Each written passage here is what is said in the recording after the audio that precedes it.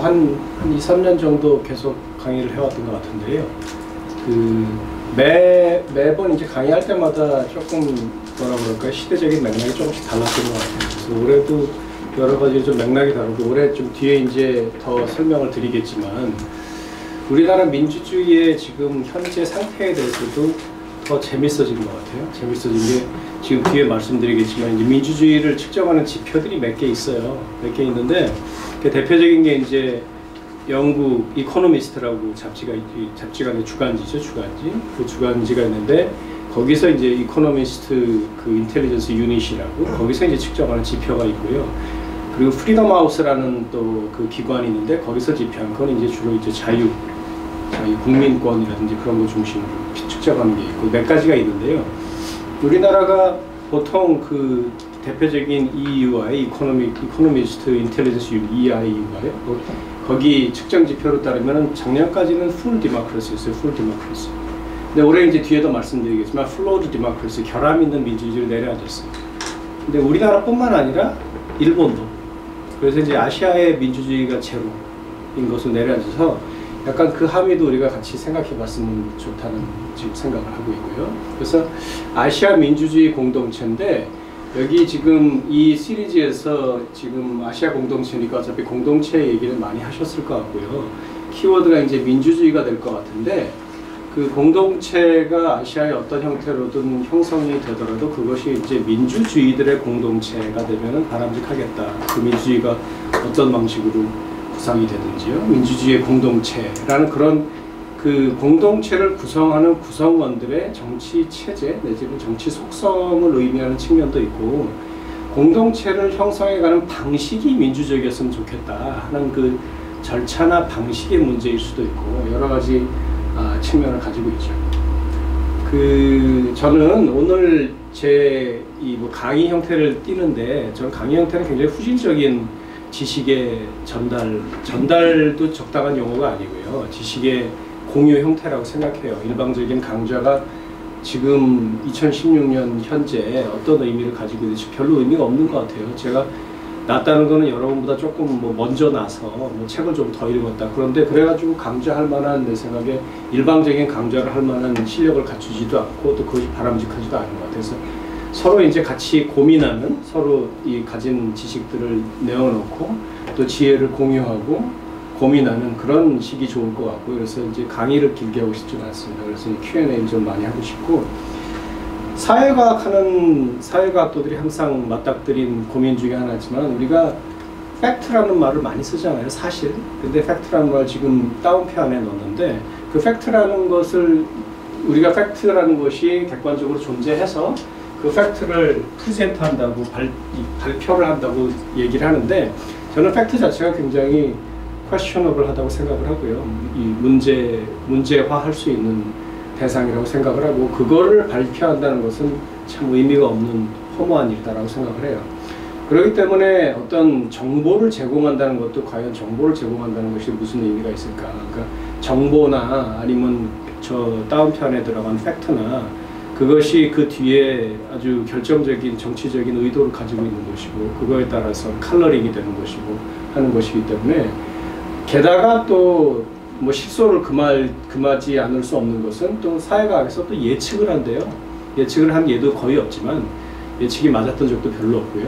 그래서 예측을 한다는 것도, 이게 지금 이 세계가 소위 우리나라 정치학자들의 90% 이상, 저를 포함하여 90% 이상이 가서 배우는 미국 정치학계의 흐름이에요. 미국 정치학계의 흐름이 모델링을 하고 팩트를 중심으로 이 분석을 하고 그다음 미래를 예측하고, 그렇기 때문에 그 어느 때보다도 이제 수리적인 방법론이 지금 유행을 하고 있고요. 대부분의 미국에 들어보신 유명한 대학들에서 그 예측을 목표로 한 여러 그 모델링이나 아니면은 이퀘이션을 활용한다든지 수리적인 방법들이 굉장히 유행하고 있거든요. 저는 이거는 정치 현상이 됐든 아니면 어떤 사회 현상이 됐든 사회 현상을 파악하는데 바람직하거나 혹은 효과적인 방법이 아닌 것 같고요. 오히려 제가 여기서 그냥 굉장히 잠정적인 형태로 여러분들하고 하고 싶은 것은, 서로 이제 같이 학습을 하는 건데, 관점을 좀 쉐어하고요.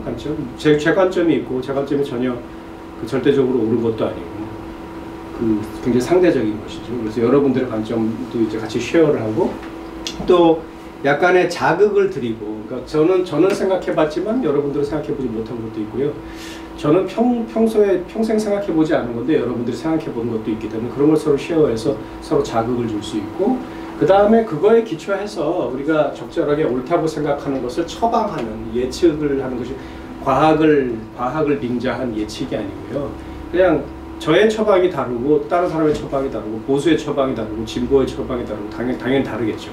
다르다는 것을 인정하고, 그렇지만 한번 처방을 시도해보는, 네 처방이 맞는지 내 처방이 맞는지 그거는 서로 기를 쓰고 쌓아볼 일이고요. 그래서 내 처방을 실현해보도록, 그거는 이제 정치 그 힘의 문제이기 때문에 다른 문제고, 그런 식으로 저는 똑같이 P로 시작하는 것들이지만 이 우리가 지금까지 연극같이 해오던 발표나 제공이나 예측보다는 좀 관점을 나누고 서로 자극을 하고 챌린지를 하고 그다음에 처방을 하는 그런 방식의 사회과학 방법론을 믿고 있는 사람이에요.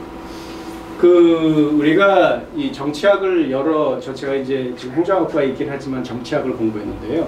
정치학 분야가 여러 분야가 있어요. 크게 나눈다면 뭐 정치 사상도 있고, 옛날부터 굉장히 전통적인 분야 중에 하나인 정치 사상도 있고요. 그 다음에 이제 뭐 또 이 각국 정치도 있잖아요. 각국 정치도 있고, 각국 정치라고 불리기도 하고, 이 비교 정치라고 불리기도 하는 분야도 있고, 그다음 뭐 국제 정치라고 불리는 분야도 있고, 뭐 정치 조직론 뭐 그런 분야도 있고, 뭐 이론이라고 불려가지고 아까 말씀드린 모델링하는 거 그런 것도 있는데, 그 비교 정치라는 분야가 있어요. 비교 정치라는 분야가 있는데 여기서 이제 말씀드리고자 하는 것은 이 아시아가 가지는 특수한 위치를 말씀드리고자 하는 거예요. 비교 정치를 하는 사람들을 컴패러티비스트라고 그러는데, 비교 정치는 각국의 정치 제도나 정치 과정이나 아니면 뭐 정치 사상도 조금 포함될 수 있겠지만 그런 것들을 비교를 하고, 근데 이제 예전에 한때는 그 비교를 하는 이유가 조금 노마티브한 그러니까 규범적인 성격을 띠는 경우도 있어요. 어디가 더 좋은가 한번 보자 그런 식으로. 근데 요즘은 그러진 않고요. 그러진 않고 그냥 비교해보고 뭐 시사점을 찾고, 여기는 뭐 이런 게 그러니까 다르고 어떻게 비슷한가 뭐 그런 걸 비교하는 식으로 다소 노마티브하게 바뀌긴 했는데,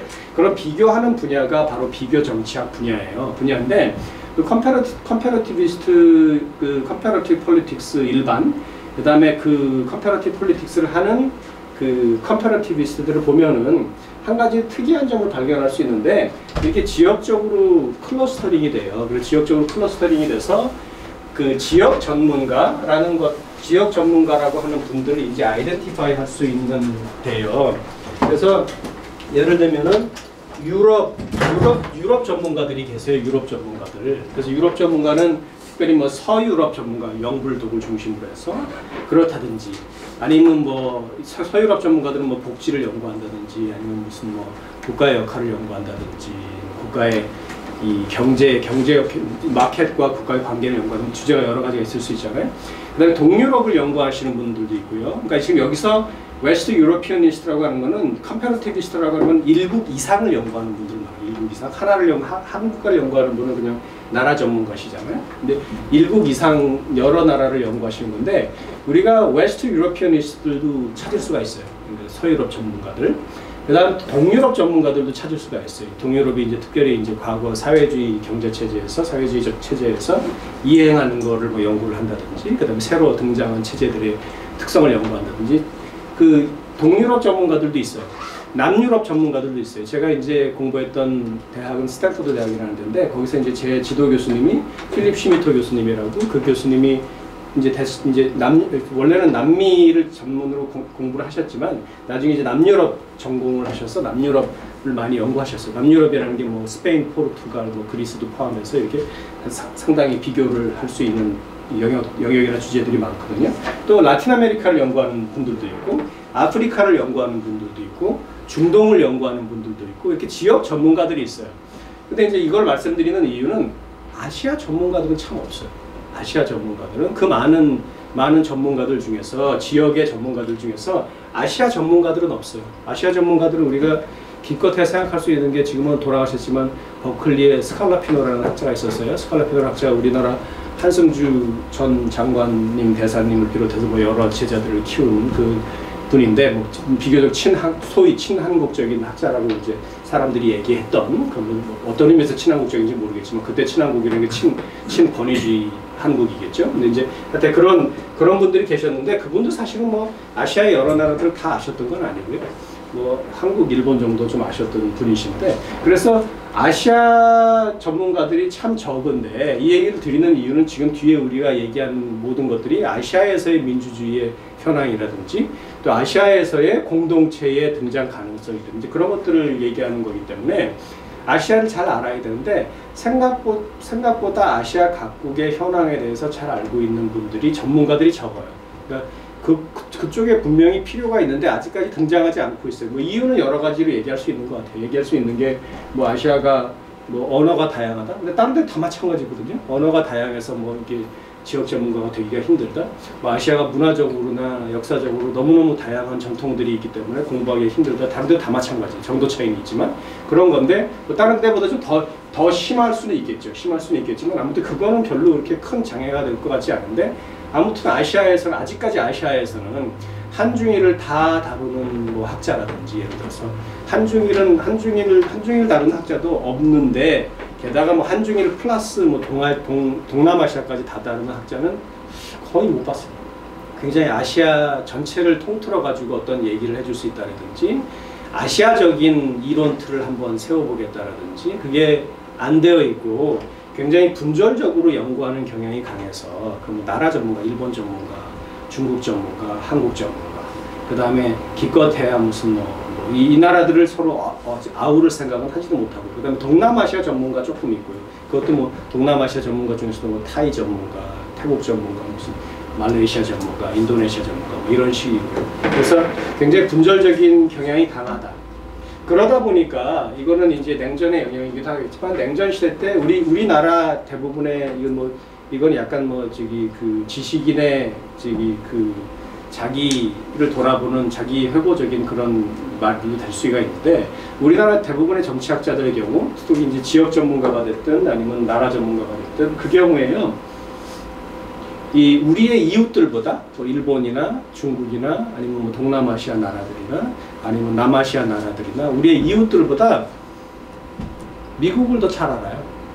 예, 이게 내가 냉전의 영향이라고 했던 게 냉전의 그 국제정치 체제라는 게 헙 앤 스포크에서 미국이 가운데 있고요. 이렇게 이 자전거 부채살처럼 각 이 아시아의 동맹국들이 이쪽에 이 양자 관계로 묶여 있는 관계라서 이 옆에 이 림이 없어요. 림 자전거 자전거 바퀴 이 둥그런 태요.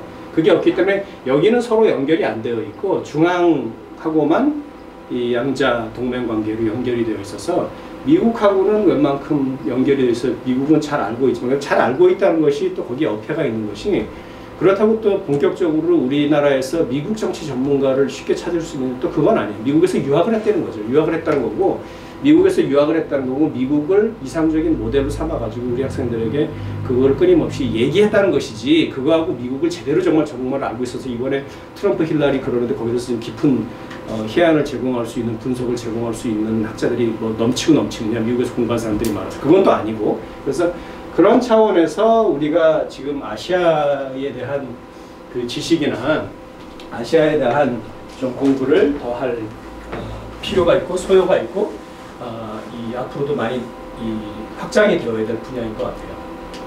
그래서 아시아라는 것을 한번 지역적으로 해보면요, 뭐 굉장히 크루드한 분류이긴 하지만 동북아시아라는 것이 있고 동남아시아라는 것이 있고 남아시아가 있잖아요. 동북아시아라는 게 지금 여기 보듯이 우리 남북한하고 일본, 중국, 몽골, 대만. 예, 그러니까 지금 이거를 다 아우르는 전문가는 존재하지 않고요. 동남아 전문가들은 좀 있어요. 동남아는 주로 이제 아세안 국가들 있잖아요. 아세안 국가들. 그다음 남아시아는 그걸 넘어서 남아시아가 과연 우리가 보통 이제 동북아, 동남아, 동아시아라고 부르는 이 영역을 넘어서는 경우는 많지 않은 것 같아요. 그래서 이제 보통 이제 여기서 공동체를 논할 경우에도 그 범위가 이 학자들마다 조금씩 다른 것 같아요. 그러니까 동북아 중심으로 공동체 논의를 하는 경우도 있고 조금 넓혀서 아세안 플러스 3라 그래서 동남아까지 포함시키는 경우도 있고 남아시아까지 포함시키는 경우는 거의 없는 것 같고요. 그래서 공동체 건설을 상정하는 경우에도 어느 정도 범위의 공동체인 건지 그거는 이제 한번 이론적으로나 아니면 또 이 실제 실행면에 있어서는 한번 이 검증을 해봐야 될 부분이죠. 그래서 일단 아시아 24개국 이 지금 여기 나온 아까 앞에서 나온 지금 동북아, 동남아, 남아시아를 대충 같이 포함해서 지금 일단 아시아 민주주의의 현황을 먼저 좀 살펴보려고 해요. 그 다음에 이제 공동체 문제를 조금 더 얘기하기로 하고요.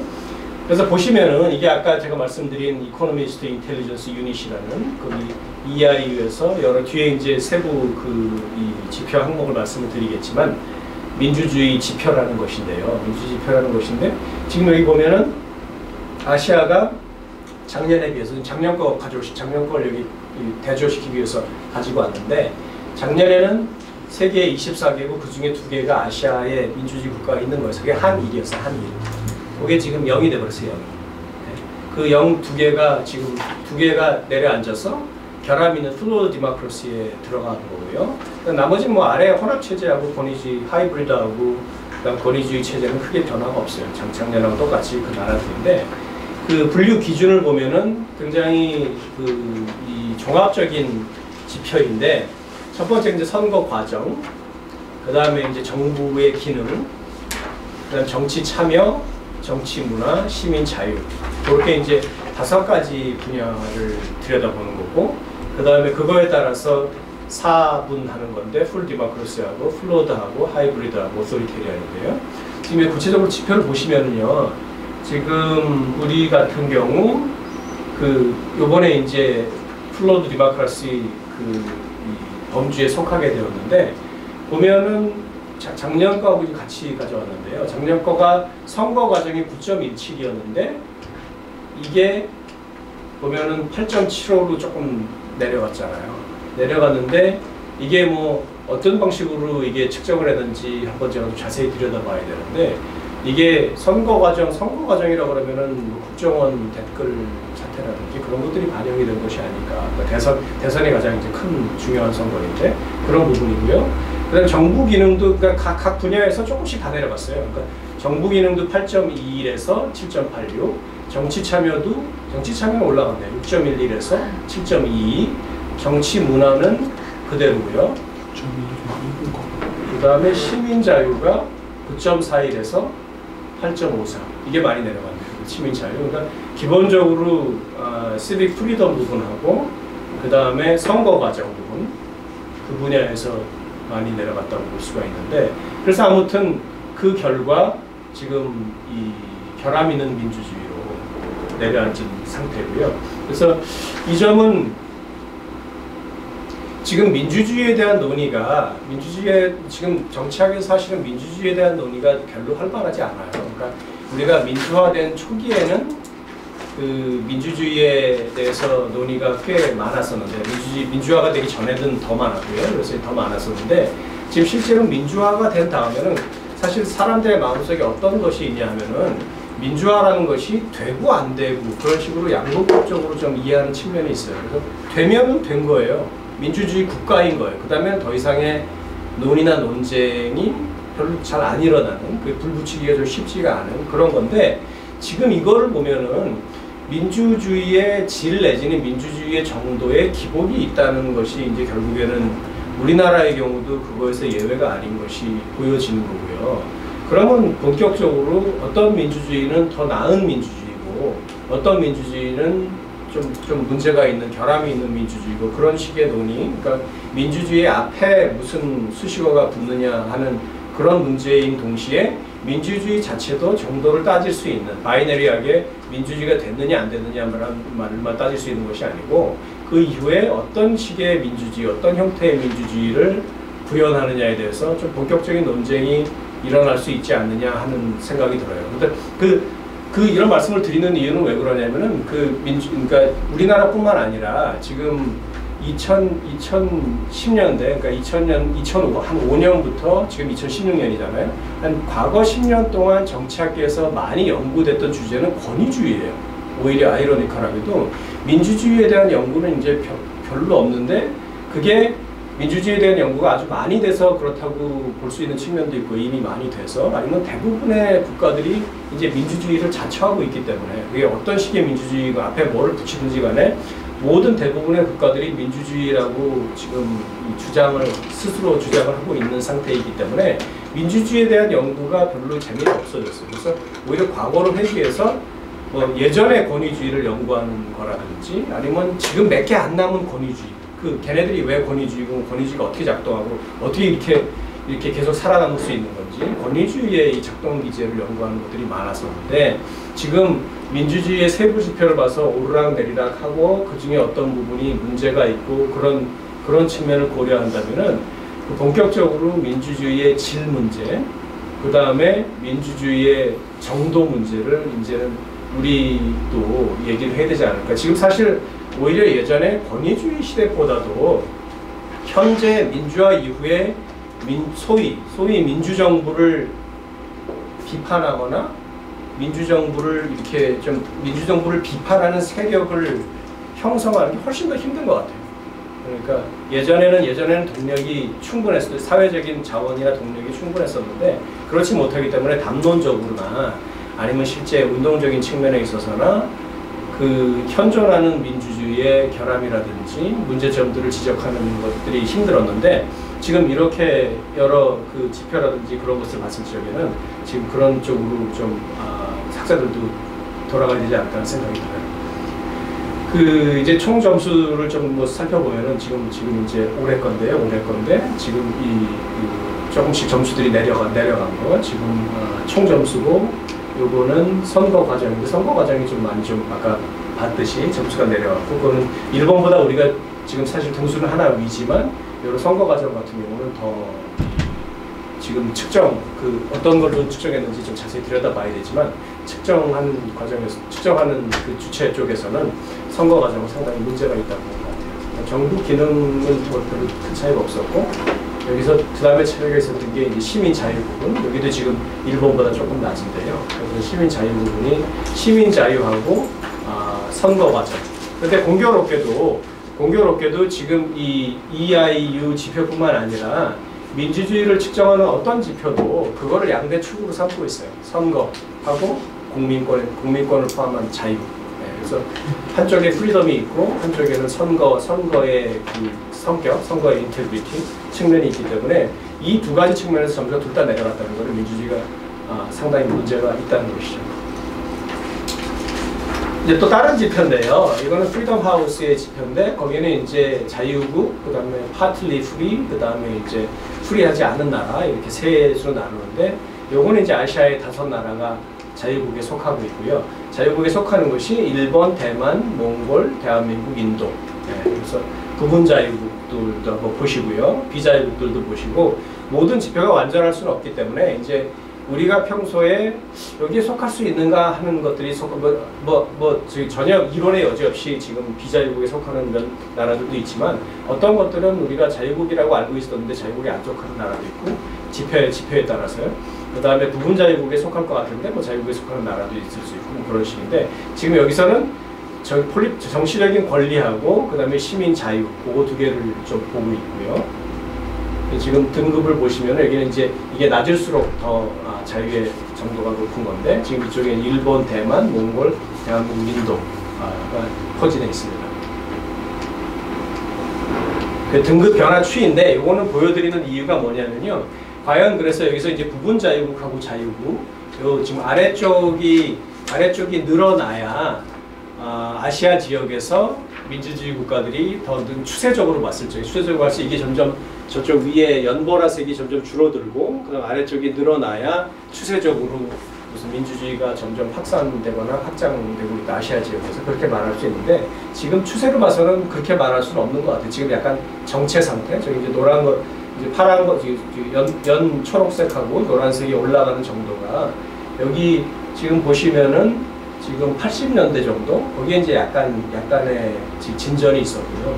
그 다음에 줄었다가 조금 이제 2010년 정도 그때 좀 올라가서 그냥 약간 그 정도를 유지하고 있는 2015년 16년에도 크게 늘지 않는 그러니까 민주주의의 지금 세밍 헌팅턴이 말했던 이제 1970년대 초부터 이제 민주주의의 시대가 전 지구적으로 이제 민주주의가 확산되는 시대가 왔는데 적어도 아시아적으로만 보면은 80년대에 약간의 확산이 있었지만 그 다음에는 크게 확산의 모습은 보이지 않고 있는, 그러니까 여전히 비자유국 또는 비민주주의 국가들은 그대로 그 체제를 고수하고 있는, 확산의 영향을 안 받고.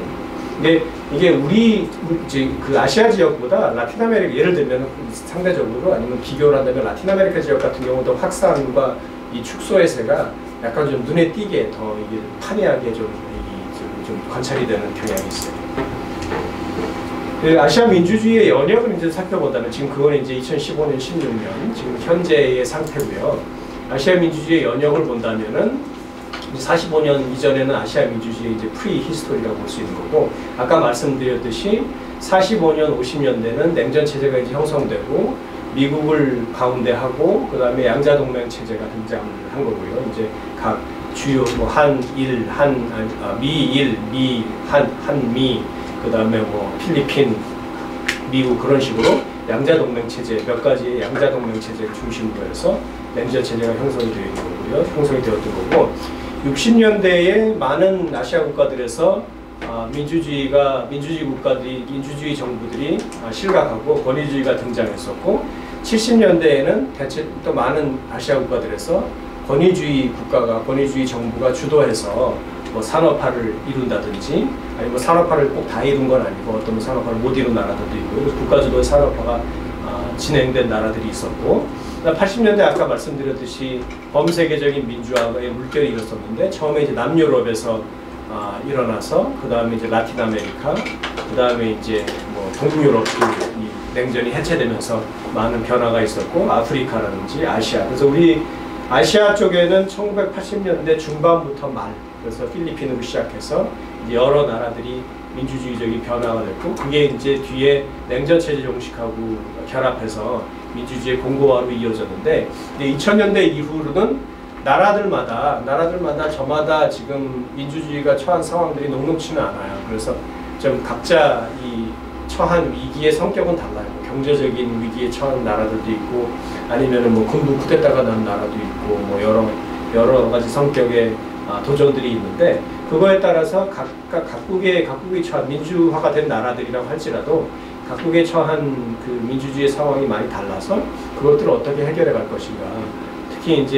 특히 민주 정부의 성과적인 측면, 그러니까 뭐 쉽게 말씀드리면 민주화를 이루는 나라들에서 대부분의 제기되는 그 대중적인 반론은 뭐냐면은 민주주의가 밥 먹여주냐, 그러니까 경제 상황이 많이 문제가 있는 경우가 많아서 그거를 어떻게 좀 조화롭게 가져갈 수 있는 것이냐, 민주정부의 성과를 어떻게 높일 수 있느냐 하는 것이 대부분 지금 신생 민주주의 국가들의 맞닥뜨린 도전 중에 하나라고 볼 수 있죠.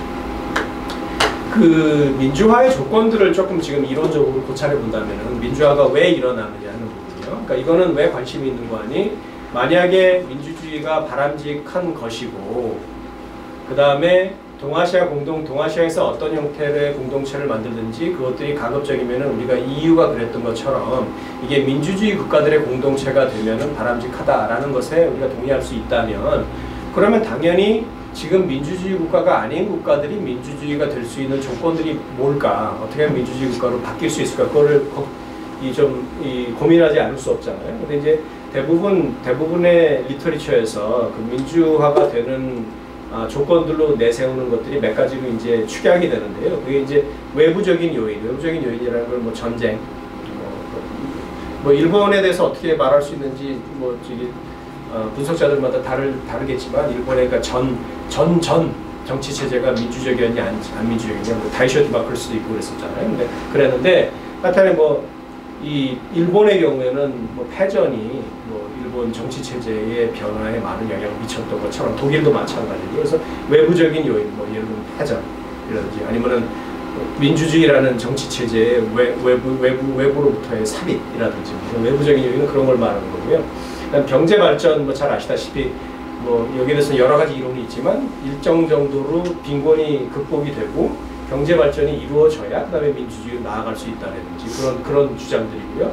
도시화도 뭐 일정하게 뭐 교육 수준이라든지 또는 경제 수준을 갖춘 이 식자층을 중심으로 한 인구가 많이 늘어나면서 그 사람들이 민주주의를 요구하게 되고 세력화돼서 뭐 그런 식의 논리죠. 정보통신 기술도 약간 좀 뭐 초점이 안 맞긴 했지만 우리가 소위 그 북아시아하고 중동하고 그때 뭐 약간의 정치 변화가 있었을 때 그걸 이제 SNS나 정보통신 기술하고 밀접하게 연결시켜서 분석하는 그 분석들이 많았습니다. 나중에 뭐 조금 과장이 많았다는 게 통설이긴 하지만 아무튼 정보통신 기술도 그 닫혀진 사회 내지는 권위주의 사회의 변화에 일정하게 역할을 할 수 있는 부분이 있고요. 또 주로 많이 얘기하는 것들 중에 하나는 정치 엘리트들 간의 분열. 그러니까 지금 특별히 이제 남유럽이나 라틴 아메리카의 민주화랑 관련해서는 이게 아주 지배적인 가설들이었어요. 거기서 이제 온건 엘리트들하고 주로 그 다음에 이제 강경 엘리트 쪽이 군부를 대변하는 그 둘이 이제 충돌이 나서 이제 민주화가 일어난다는 것이고요. 우리나라의 경우도 이 정치 엘리트 간의 분열을 초기에는 이제 뭐 웃지 않을 수 없는 얘기지만 예컨대 87년 민주화의 경우에도 뭐 강경파 전두환 대 온건파 노태우의 시각에서 그런 관점에서 초기에는 분석하는 논문들이나 책들이 조금 있었죠. 나중에는 이제 90년대 이제 뭐 좀 문서들이 나오면서 뭐 속된 말로 짜고 친 고스톱이라는 게 드러나 버렸지만 그 전에는 최소한 하여튼 온건파하고 강경파의 대립이라는 식으로 라틴 아메리카에서 벌어졌던 거랑 똑같이 그렇게 이제 이해한 측면들이 있었고요. 그 다음에 시민사회와 언론, 그러니까 언론과 시민사회도 이 대한 세력의 제공이라든지 대한 세력 공급, 그러니까 대한적 엘리트의 공급이라든지 아니면 뭐 실제 물리적인 저항이라든지 아니면 여러 그 담론적인 지형을 변경시킨다든지 그런 여러 가지 차원에서 정책 대안의 생산이라든지 그런 측면에서 민주화를 촉진시키는 아주 중요한 특히 이제 이 한국의 경우에는 따로 설명할 필요가 없을 정도로 잘 우리가 익히 알고 있는 부분들이라서 이런 여러 가지 요인들이 있고 이것이 각국마다 조건들이 서로 다르게 부여되어 있기 때문에 이 조건들을 어떻게 잘 활용해서 우리가 민주화에 관심이 있다면 어떻게 민주화를 촉진시킬 수 있을 것인가 아니면 민주화의 좀 저해적인 요인들을 좀 줄여나갈 수 있을 것인가 하는 것들을 생각해 볼 수가 있는 것이고요.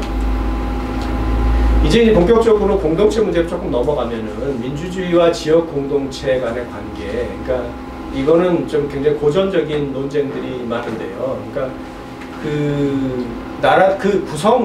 어떤 지역에 있는 구성 국가들, 내지는 구성원들이 어떤 형태의 정치 체제인가 하는 거하고 지역 공동체의 형성 가능성하고 거기에 대해서 이제 많은 논쟁들이 있어 왔는데 지금 이제 뭐 단적으로 말한다면은 민주주의가 가질 수 있는 장점들, 그러니까 이 구성원들이 어떤 지역의 구성원들이 민주주의를 다 행하고 있을 적에 가질 수 있는 장점들을 조금 써놓은 거예요. 써놓은 거는 첫 번째는 민주주의, 그러니까 이거 아주 원론적으로 얘기해서 민주주의 국가일수록 이제 국민이 선출한 그 세력이 국정을 담당하고 있기 때문에 조금 더 정당성을 가질 수 있을 것이고 그 다음에 뭐 조약이 됐든지 이 국가들 간의 어떤 협상 자리에 와서도 좀 더 크레더블한 그 커미트먼트를 할 수 있을 것이라는 장점이 있을 수 있죠.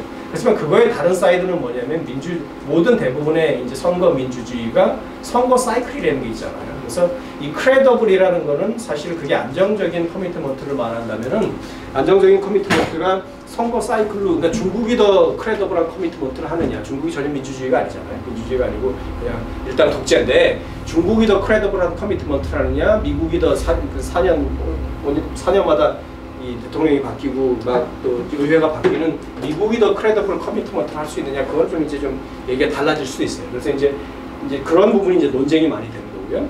그 다음에 이제 폭력의 불사용, 이게 뭐 90년대 미국 학계에 저는 개인적으로 왜 이렇게 중요한 이슈인지 모르겠지만 이런 게 많이 중요한 이슈가 됐었어요. 그러니까 이 디모크래틱 피스라는 민주적 평화론, 칸트로부터 비롯된 사상적으로는 그런 여러 가지 얘기들은 뭐냐면은 적어도 이제 뭐 20세기를 한번 쫙 통계적으로 훑어봤더니 이상하게도 정치 체제가 민주주의 국가들끼리는 전쟁을 안 하더라.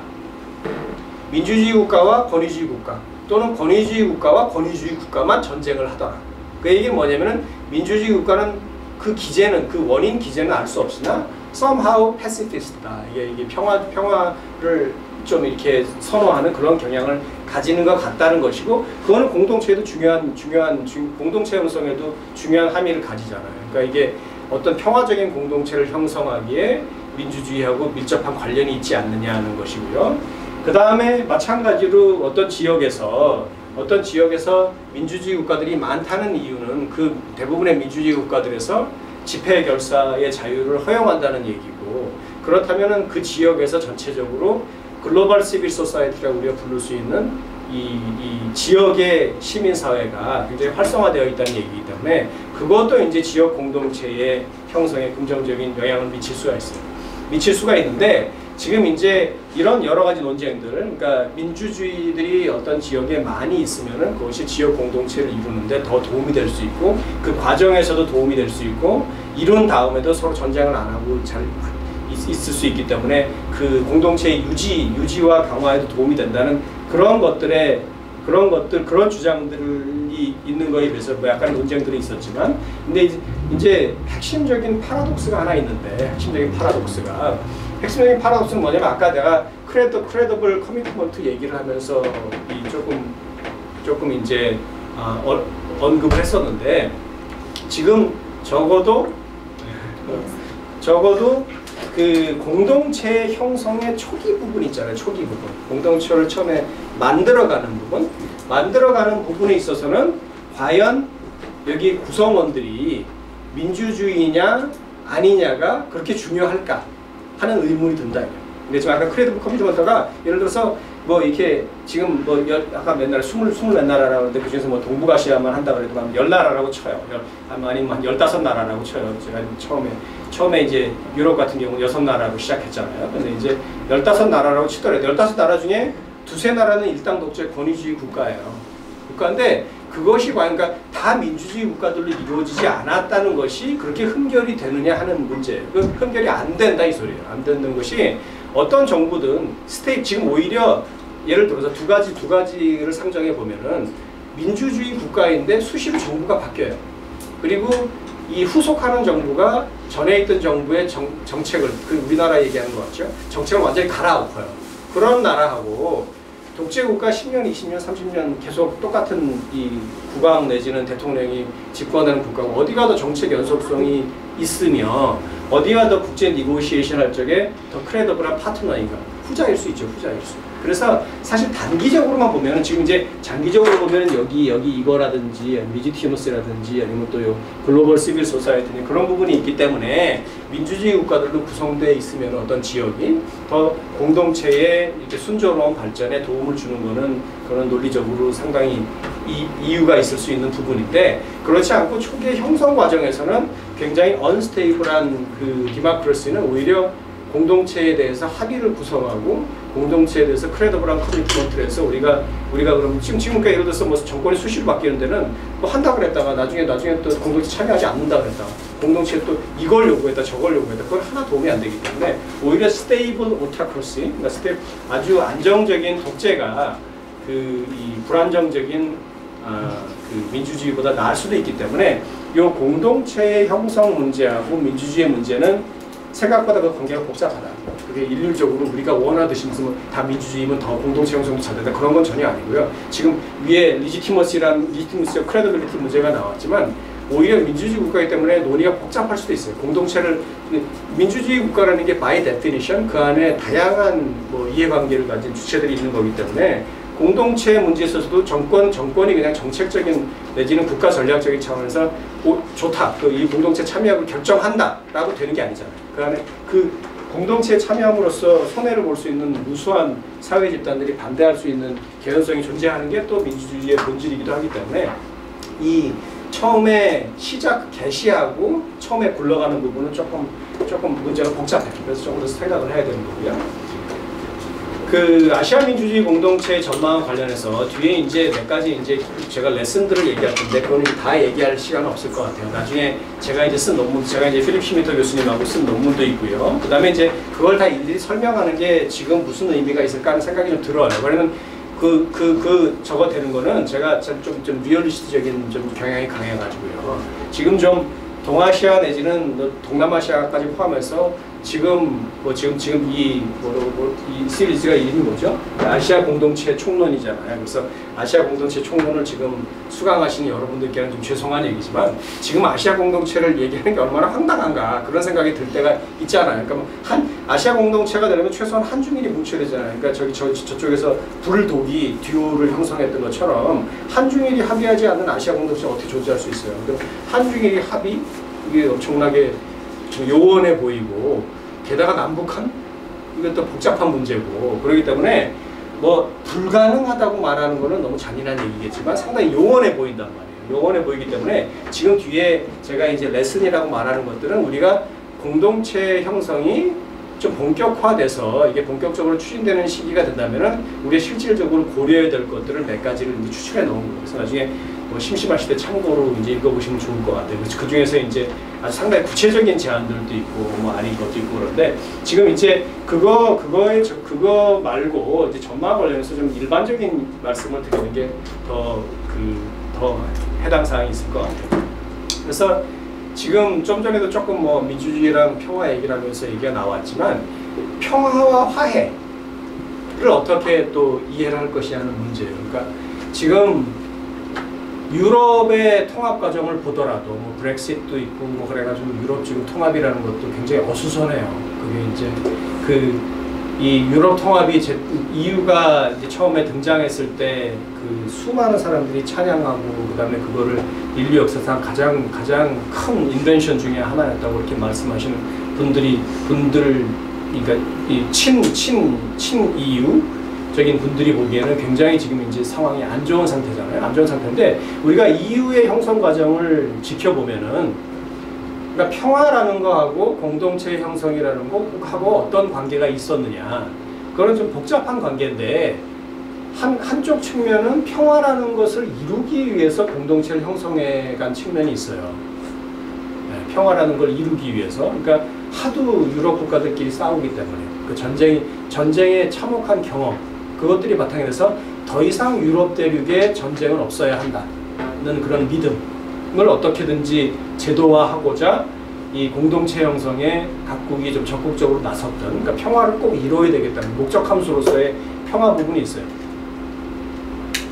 동시에 공동체가 좀 이제 형성이 돼서 진행이 되고 공동체가 좀 이제 좀 굴러가고 공동체 운영의 구체적인 규칙들이 좀 형성이 되고 내부에서 제도들이 만들어지고 커미션이 만들어져서 이제 이 주권을 가진 국가들의 이렇게 어느 정도 구속력을 가지는 정책들이 나오고 그러는 과정에서 이런 과정이 좀 깊어지면서 평화가 그 결과로 나타나는 부분도 있어요. 그러니까 평화가 이 민주주의 공동체의 결과이기도 한 부분이 있어요.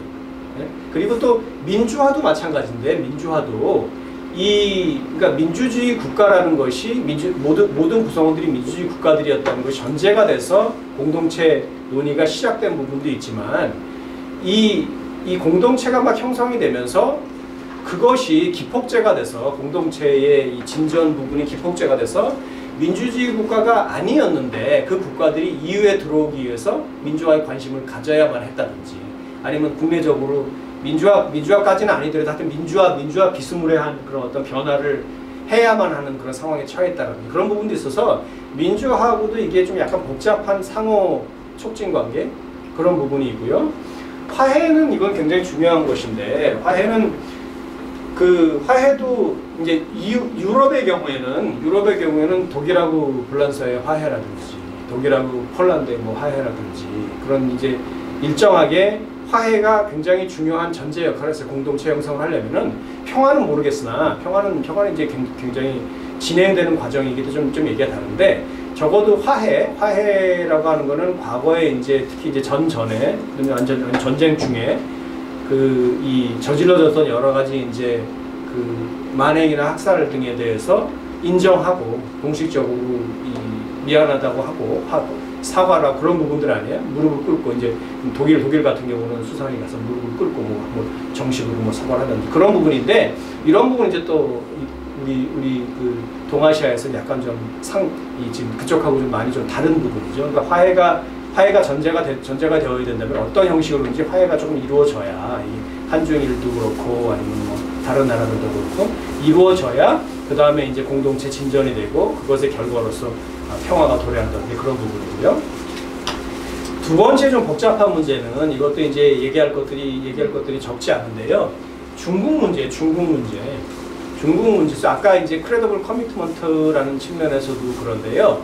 이 아시아 지역에서는 지금 아까 중국은 북한하고 같이 거기 당연히 non democracy고 unfree고 그렇잖아요.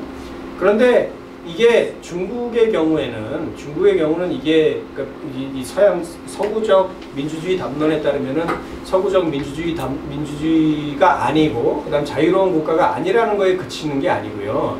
중국은 어떤 의미에서 굉장히 그거를 자랑스러워하고 그러니까 뻔뻔한 프리 언디모크라틱 국가예요. 그걸 전혀 부끄러워하지 않는. 그래서 뭐 우리가 언젠가 민주화를 해야 된다 그런 생각이 전혀 없는 거예요. 오히려 중국의 경우에는 중국이 가지고 있는 정치 체제가 지금 서구 대의민주주의의 대안이라고 생각을 해요. 대안. 아주 좋은 대안. 중국 그 서구 민주주의가 이 지금 표상하는 금권주의, 돈 있는 사람은 지금 뭐 트럼프하고 힐러리도 얼마나 돈이 많아요. 돈 있는 사람만 대통령이 될 수 있는 그런 데에 비해서 중국은 그렇지가 않고 인재 등용 과정이 지방 정부나 지방 정치에서 완전히 잔뼈가 굵은 정책 능력이 확실히 검증된 사람만 깔때기처럼 쫙 중앙으로 올라가서 그 사람들이 국정을 운영하는 엄청나게 실력이 좋은 국정을 운영하는 그리고 파퓰리스트적인 프레셔에 시달리지 않는 그러니까 정말 이 10년, 20년, 30년을 내다보고서 정책을 정하고 그것을 실현해 나가고 그 정말 소위 그 국익이라는 객관적으로 존재하든 존재하지 않든 국익이라는 걸 중심으로 해서 생각을 해나 그런 체제라고 생각을 하기 때문에 그리고 대표성의 문제에 있어서도 지금 중국의 체제가 훨씬 더 대표성이 있지 투표한답시고 몇 년에 한 번씩 그냥 쇼를 하는 그것이 더 대표성이 있는 거냐 돈 있는 사람만 당선되는 굉장히 아주 체계적인 비판이 축적이 되어 있어요. 중국 내부에서도 그렇고 아니면 친중국적인 서양 학자들도 많이 썼어요. 많이 써서 아주 유명한 대학의 교수들이 써 있는 것이 있어서 중국의 실존이라는 거는 우리가 아시아에서 민주주의 공동체, 그다음 아시아에서 민주주의가 뭐냐? 그럼 그러니까 심지어 내 생각에는 제가 예측하기에는 예측을 하지 말라고 아까 처음에 말씀을 드리긴 했지만 예측을 단기적으로 예측한다면은 아시아에서는 이 담론적으로나 우리가 맞닥뜨릴 논쟁 중에 하나가 그러니까 이 서구가 대표하는 그 대의민주주의 모델하고 그다음 중국이 대표하는 대의민주주의 아닌 어떤 그런 모델이 내 생각에 충돌하고 경쟁할 가능성이 있을 것 같아요. 그래서 만약에 아시아에서 중국식의 민주주의가 확산될 가능성도 배제할 수 없기 때문에 이 중국의 실존이라는 것은 굉장히 이거는 실제적인 문제. 그러니까 중국을 어떻게 받아들일 것인가. 그러니까 여기서 예를 들어서 아까 그래서 제가 이렇게 하드하게 전제로 삼기를 원치 않는 것이 아까 그럼 하드하게 전제로 삼는다는 건 예를 들어서 마지막 요 부분에서 이게 지역 공동체가 좀 약간 좀 민주적인 성격으로 가는 지역 공동체 형성이 되려면은 모든 구성원들이 민주적이어야 한다. 그렇게 말할 수도 있잖아요. 그러니까 모든 구성원들이 지금 유럽은 그랬으니까. 유럽은 그랬어요. 유럽은 그렇게 독재 국가가 섞여 있지 않았어요. 지금 마지막처럼 그러지 않았고 다 민주주의 국가들이 여기서 뭐 좋게 해피하게 그렇게 했단 말이에요. 그렇게 과정이 그렇게 됐기 때문에 그거의 모델 구속력을 굉장히 강하게 얘기한다면은 아시아에서는 요원한 게 아니라 불가능해요. 중국이 바뀔 가능성이 없어요. 저는 중국의 민주화 가능성 제로라고 봐요. 그러니까 우리가 알고 있는 서구적 리버럴 디모크라시적인 민주화의 가능성 제로라고 봐요. 감히 단언할 수 있어요. 그렇기 때문에 그러면은 아시아에서는 그러니까 민주주의의 전제적 성격을 굉장히 강조하다 보면은 그러면 공동체를 얘기하기가 쉽지 않아요. 아주 그럼 이제 다른 논의로 넘어가면 경제 공동체, 무역 공동체 이렇게 나눠가지고 그러니까 정치 전혀 얘기하지 말고 뭐 그런 식으로 하자 그러면 모를까 이 포괄적 의미의 지역 공동체를 얘기하기가 쉽지 않기 때문에 그런 의미에서 이 중국의 실존 때문에 어느 정도 아까 그 패러독스가 존재하기 때문에 민주주의가 저는 사실상 유럽의 경우에도 민주주의가 그러니까 이 지역 구성원의 정체로서의 민주주의가 지역 공동체 형성의 전제였다고 보진 않아요. 어차피. 그러니까 엠피리컬리도 그건 맞지가 않고 그래서 이 전제라고 보질 않기 때문에 지금 중국의 실존이 아시아에서 어떤 형식으로든 공동체 형성에 걸림돌이 될 거라고 생각하진 않아요. 오히려 반대로 반대의 경우는 아까도 말씀드렸지만 그러니까 반대의 인과작용은 굉장히 중요한 부분이 있을 수 있는 게 이런 어떤 형식으로든지 공동체의 모습으로 아시아에서 그 공동체가 등장을 하고 그것이 좀 진전이 되는 과정에서 그거를 어떻게 뭐라고 말하든지 간에 중국 정치 체제가 일정하게 변화할 가능성이 있는 것 같아요. 그건 오히려 존재한단 말이에요. 그건 굉장히 중요한 이 촉매제이기도 하고 그래서 오히려 그 가능성은 있지만 만약에 우리가 중국이라는 비민주주의 체제가 존재하기 때문에 공동체는 논의할 수가 없다고 닫아버리는 것은 적절치가 않은 것 같아요. 오히려 공동체가 굴러감으로써 그 과정 속에서 지금 우리가 민주주의에 관심이 있다면 비민주주의 체제들이 조금 변할 수 있고 그에 비해서 지금 그 개선의 여지가 상당히 있는 서구식 대의민주주의 체제들도 변할 수 있는 거 아니에요? 그래서 어떤 식의 둘 다 바람직한 정말 진정한 의미에서 민이 주가 되는 그런 민주주의로 수렴될 수도 있는 가능성이 있기 때문에 공동체가 일단 굴러가면 그것이 가지고 올 수 있는 변형적인 속성을 우리가 섣불리 예단할 수는 없는 것 같아요. 그 과정에서 지금 이미 공고화된 민주주의 국가들, 이제 한국하고 일본이 떨어지는 바람에 아시아에서 공고화된 민주주의 국가가 없다면 없는 것인데 그 국가들이 좀 선도적인 역할을 할 수 있다는 거. 그 다음에 이 공동체 형성의 전제로서의 민주주의냐 아니 민주화의 촉매로서의 공동체 이건 지금 말씀드렸어요. 중국과 관련해가지고 지금 양쪽 측면이 다 있는데 지금 전제로서의 민주주의를 강조하다 보면은 시작이 될 수 없기 때문에 특히 이제 아시아같이 정치체제의 지형이 굉장히 다양한 그런 지역에서는 시작을 할 수 없기 때문에 제 관점에서는 민주화의 촉매로서의 공동체 부분을 더 초점을 맞추고 그쪽을 부각시키는 것이 더 좋지 않은가 하는 생각이 들고요. 민주주의 공동체로 나아가는 두 가지 경로가 지금 유럽을 보통 얘기할 적에 요 위에 부분을 많이 강조하시는 경향이 있는데 사실 그렇지 않고 그 이면에는 시민사회가 중요한 역할을 했던 시민사회라는 것이 이익집단 포함, 그러니까 경제 세력들 있잖아요. 경제단체들을 포함해서 그 뒤에 우리들이 위에 우아하게 이동하고 있는 그 밑에는 우리가 막 발을 접듯이 그 밑에 다양한 그 시민단체라든지 다양한 그 경제단체라든지 그쪽에서 많이 역할을 했기 때문에 지금 아시아 지역에서의 그 공동체 형성에 있어서도요. 지금 쉽게 비관, 낙관을 할 수 없는 부분이 아시아 지역에서 정부들이 주도해가지고 뭐 화해를 한다든지 공동체에 대해서 논의한다든지 그런 부분이 적다 그래서 우리 아시아 지역은 너무나 공동체 그 논의가 적고 그다음에 요원하다 그렇게 할 필요는 그렇게 비관할 필요는 없는 것이 만약에 이 트랙 2로요. 트랙 2로 시민사회들 간에 우리 지금 제가 알고 있기만 해도 시민사회 네트워크가 촘촘히 짜지고 있거든요. 시민단체들이. 그러니까 우리 운동단체들하고 뭐 다른 동남아시아 단체들이라든지 대만의 단체들이라든지 또 심지어 중국까지도 포함해서 그 트랙 2적인 시민사회 네트워크라든지 또는 경제단체들의 네트워크라든지 뭐 인권단체들의 네트워크 그런 것들이 촘촘하게 짜지면은 그것들이 자산이 돼서 지금 바텀업식의 그러니까 시민사회, 그 글로벌한 시민사회 또는 리저널한 시민사회가 요구하는 공동체 형성도 충분히 가능하기 때문에 그 프레셔를 더군다나 민주주의 국가라고 할 수 있는 일본이나 한국은 견디기 힘들어서 이제 나서게 될 것이고요. 그러니까 중국도 그 필요성을 느낀다면 사실은 시민사회 주도적인 경로도 우리가 굉장히 중요시해야 된다는 거고 지역 차원의 민주주의 네트워크는 네트워크의 중요성은 특히 우리나라 같이 약간 바텀업적인 민주화를 경험한 나라들에서는 그 경험을 중심으로 해서 그러니까 이게 한마디로 민주주의 공동체의 형성이라는 것은 우리가 일국적인 차원에서 경험했던 민주화의 경험을 지역으로 높여서 가져가는 거거든요. 어떤 의미에서는. 그래서 지역 차원에서도 좀 민주적인 어떤 이 정치체 내지는 민주적인 그런 공동체를 만들어가는 과정이기 때문에 우리의 이 밑으로부터의 그 변혁의 경험이 조금 자산으로 작용할 부분이 있어서 그런 민주주의 네트워크가 중요하다는 거. 그다음 지식인 공동체의 역할도 중요하다는 거는 뭐 더 강조할 필요가 없을 것 같은데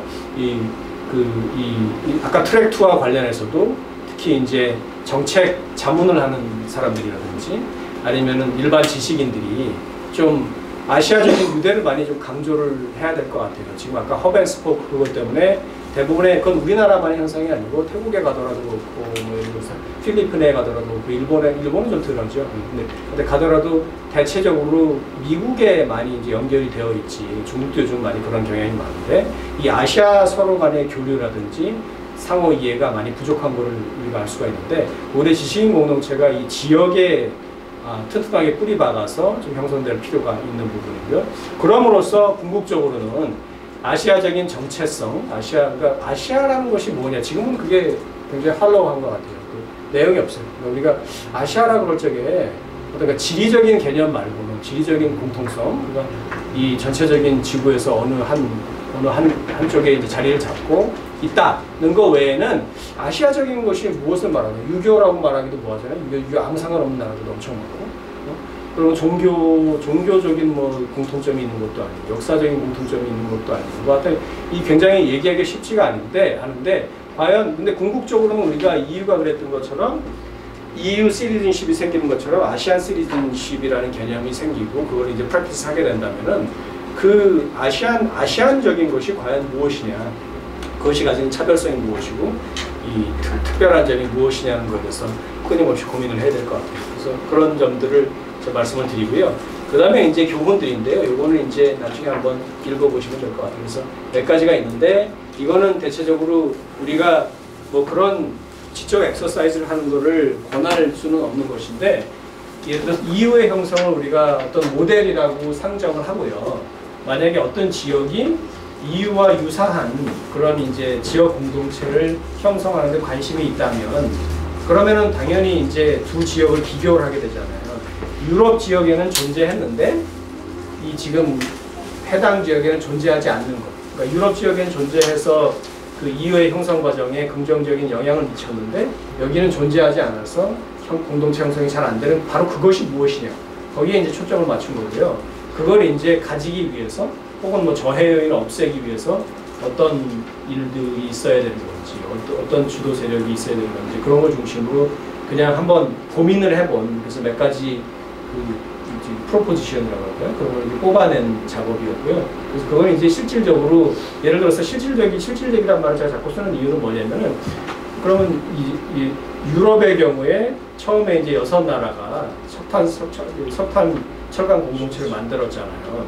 그럼 그거를 아주 문자적으로 그거를 이제 복사 내지는 모방하기로 작정을 한다면 그럼 아시아에서는 어떤 나라들이 주체의 문제, 어떤 분야에서 그 석탄 철강 공동체랑 비슷한 것을 할 것이냐 그런 거 고민할 수밖에 없잖아요. 아주 황당한 얘기는 아니에요. 내가 엊그저께도 제가 뭐 다른 프로젝트를 하는 게 있어가지고요.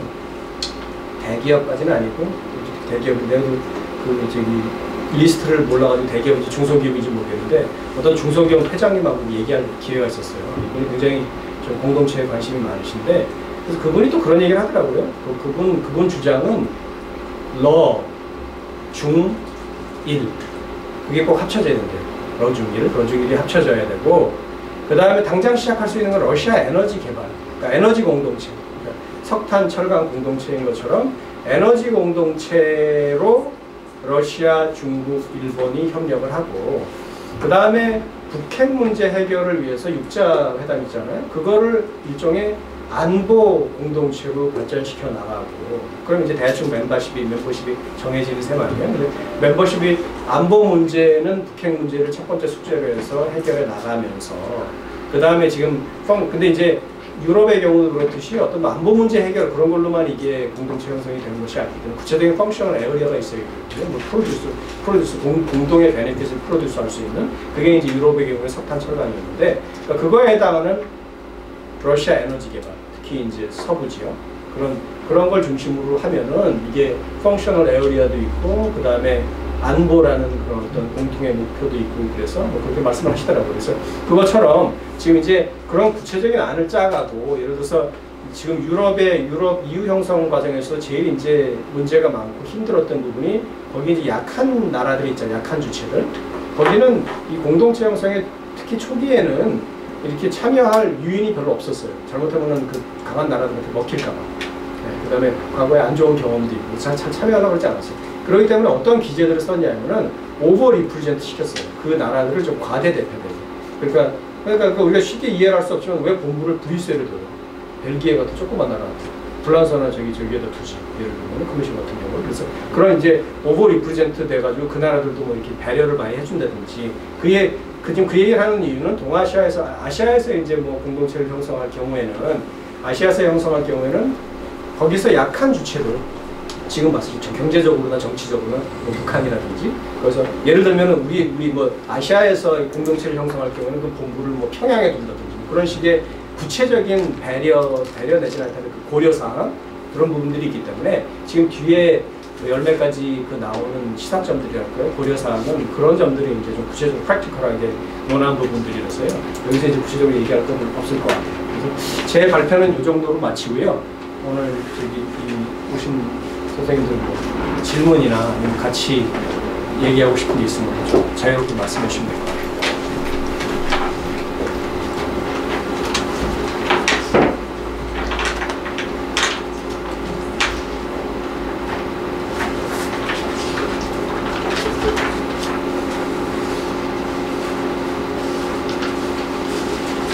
네.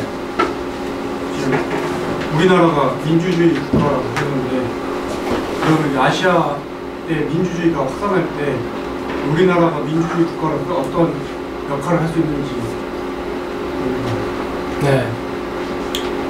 그 민주주의 국가가, 그러니까 다른 나라 민주주의 국가 이제 확산할 적에 이 도움을 줄 수 있는 방법이 여러 가지가 있어요. 여러 가지가 있는데요. 지금 이제 우리가 많이 하고 있는 것 중에 하나는 이제 참 그게 공교롭게도 우리를 이제 좀 약간 우리를 평가하는 데서 좀 인색한 경우가 많은데요. 우리나라가 실제로 굉장한 나라이긴 해요. 왜 그러냐면 60년대 초하고 지금하고를 비교해 보면은 60년대 초에는 지금 제가 뭐 어떤 특정한 정권의 특정한 대통령을 찬양하려는 의지는 전혀 없는데 60년대 초만 하더라도 우리가 이제 필리핀이나 그런 데로 유학을 갔어요. 유학을 했고 필리핀이나 뭐 케냐나 뭐 그런 나라들이 훨씬 경제적으로 발전했을 뿐만 아니라 정치 제도적으로도 우리보다 훨씬 선진국이었어요.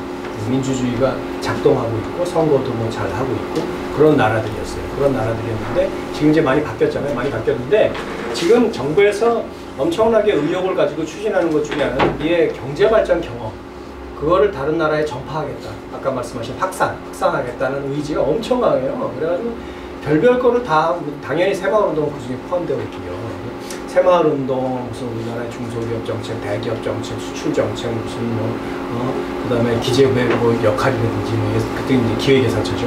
그런 여러 가지 패키지가 있어가지고, 그걸 그 어떤 정책이라든지 우리의 경험을 수출하는 거에 굉장히 노력을 많이 하고 있는데, 우리가 생각보다 안 하고 있는 거는 우리의 민주화의 경험에 대해서는요, 그게 뭐 정치적으로 예민할 수는 있겠죠. 경제보다는. 딱 어떤 나라에 접촉을 해서 얘기하는 건데, 어떤 나라가, 대부분 우리가 민주화의 경험을 수출하고자 하는 나라는 민주주의가 아닐 거 아니에요? 근데 그 나라에 가서 우리가 민주화를 이뤘는데, 마침 민주화 경험을 한번 들려주겠다. 굉장히 이거는 주권 침해적인 소지가 많잖아요. 그래서 아마 정치적인 예민성이 있어. 근데 그거에 비해서 경제는 그렇지가 않으니까. 경제는 뭐 경제 발전 시켜주겠다는데, 그거는 사회주의 국가건 아니면 자본주의 국가건 다 관심을 가진 주제일 테니까. 그래서 그런 건지 모르겠지만, 아무튼 우리가 민주화의 경험을 좀 체계적으로 정리해가지고, 그것을 해외 오디언스한테 소개하고, 그 다음에 좀 뭐 이렇게 뭐 전략적인 자문을 한다든지 그런 부분은 많이 약해요. 그래서 그거는 국가적인 차원에서는 거의 뭐 진행이 안 되는 것 같고요. 이제 시민사회 차원에서 많이 진행이 되는데, 다행히 시민사회가 우리나라 이제 그 시민단체들이 다른 나라의 이 민주화가 막 된 국가들이라든지 아니면은 뭐 민주화가 아직 되지 않은 국가들의 인간단체나 시민단체들하고 서로 연결이 되어가지고 이렇게 뭐 워크숍이나 세미나 같은 것도 많이 하고요. 그런 데서 이제 자연스럽게 그게 이제 좀 공유가 되기도 하죠. 그러니까 아까 그 공유나 확산이 잘 안 되는 이유 중에 하나가 정치적인 예민성 부분이 있는데, 또 저런 문제도 있는 것 같아요. 그건 이제 관찰자들마다 생각이 좀 다를 수는 있는데요. 어떻게 생각하시는지 모르겠어요. 그러니까 여러분들은. 근데 이제 정치의 경험이라는 거는 굉장히 나라마다 독특한 그 상황이 있어서 이게 한 나라에서 다른 나라로 복제되기가 쉽지 않다. 경제와는 달리. 그 이제 그렇게 양쪽을 나누는 거에 대해서 어떻게 생각할지 모르겠지만, 그러니까 우리나라의 경우도 곰곰이 우리 자신을 돌아보면 우리나라에서 왜 민주화가 됐을까? 그걸 돌아보잖아요. 돌아보면은 뭐 여러 가지 요인들이 있었겠지만 이렇게 독특한 상황들이 있어요. 독특한 상황들이 있기 때문에 그게 이제 저쪽에 없어버리면은 어떤 이제 민주주의가 일어나지 않은 국가에 그게 예를 들어서 뭐 학생운동이 중요하다고 쳐봐요. 그래서 대학생들이 좀 중요한 역할을 해줘야 된다는데 저쪽에 대학생들이 전혀 정치적인 의식이 없다고 쳐봐요. 그럼 이게 자문이 안 되는 거예요, 자문이. 그러니까 이 나라마다 독특한 상황들이 있기 때문에 그런 부분 때문에 이제 확산이 좀 힘들긴 하겠지만 우리가 쉐어할 수 있는, 좀 공유될 수 있는 부분이 있는 한도 내에서는 최대한 좀 이제 민간 쪽에서도 노력을 해주고 사실 국가 차원에서도 뭐 좀 덜 컨트로버셜한 부분들은 좀 이렇게 픽업을 해서 경제발전 수출 무슨 그다음에 지금 새마을운동 수출에만 혈안이 돼서 난리칠 것이 아니고 그래서 우리 정치적인 경험도 좀 같이 좀 다른 나라에 이게 좀 뭐 제국주의적으로 이렇게 강요를 한다는 것이 아니고 좀 공유할 수 있는 그런 자세는 좀 필요할 것 같아요. 한류 문화 쪽으로 했는데 한류 문화를 타고 저희 나라의 문화도 어느 정도 들어가잖아요. 네. 그런 걸 통해서 아시아의 우리나라의 민주 정치 문화를 파급하는데 영향력이 있을 것 같아요. 저는 한류에 대해서 그렇게 크게 이제 과대평가하는 입장이 아니었는데 제가 지금 고대에서 국제처장이라는 보직을 맡고 있어요. 그래서 국제처장이 뭐 하는 거냐면은 대학의 이제 국제랑 관련된 걸 모든 일을 처리하는 이제 부서의 장을 맡고 있는데 이번에 놀란 게 이제 여러분 지금 대학 다니시는 분들도 있고 뭐 예전에 다니셨던 분들도 있는데 지금 한국 대학이 엄청난 변화를 맞닥뜨리고 있어요. 그건 뭐냐면은 이제 한국의 인구 감소 때문에 앞으로 대학생이 모자라요. 그러니까 대학생이 정원을 다 채울 수가 없어요. 그건 다 이제 외국에서 대학생들이 와줘야 돼요.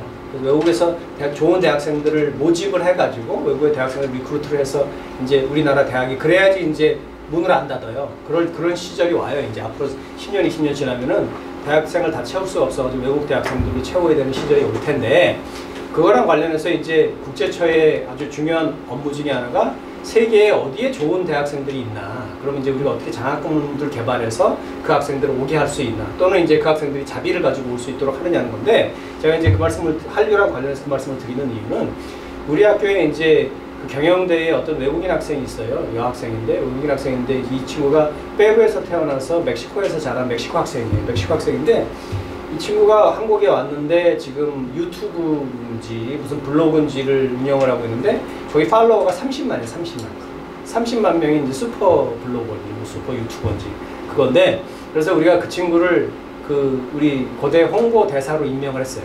홍보 대사로 임명해서 지난 7월에 멕시코에 그 친구를 앞세워서 갔어요. 이제 우리 고대 설명회를 하러 우리 거기 잠재적 유학생으로 올 수 있는 가능성이 있는 그 학생들 대상으로 설명을 했는데 이 친구의 팬이라는 건 한류의 팬이에요.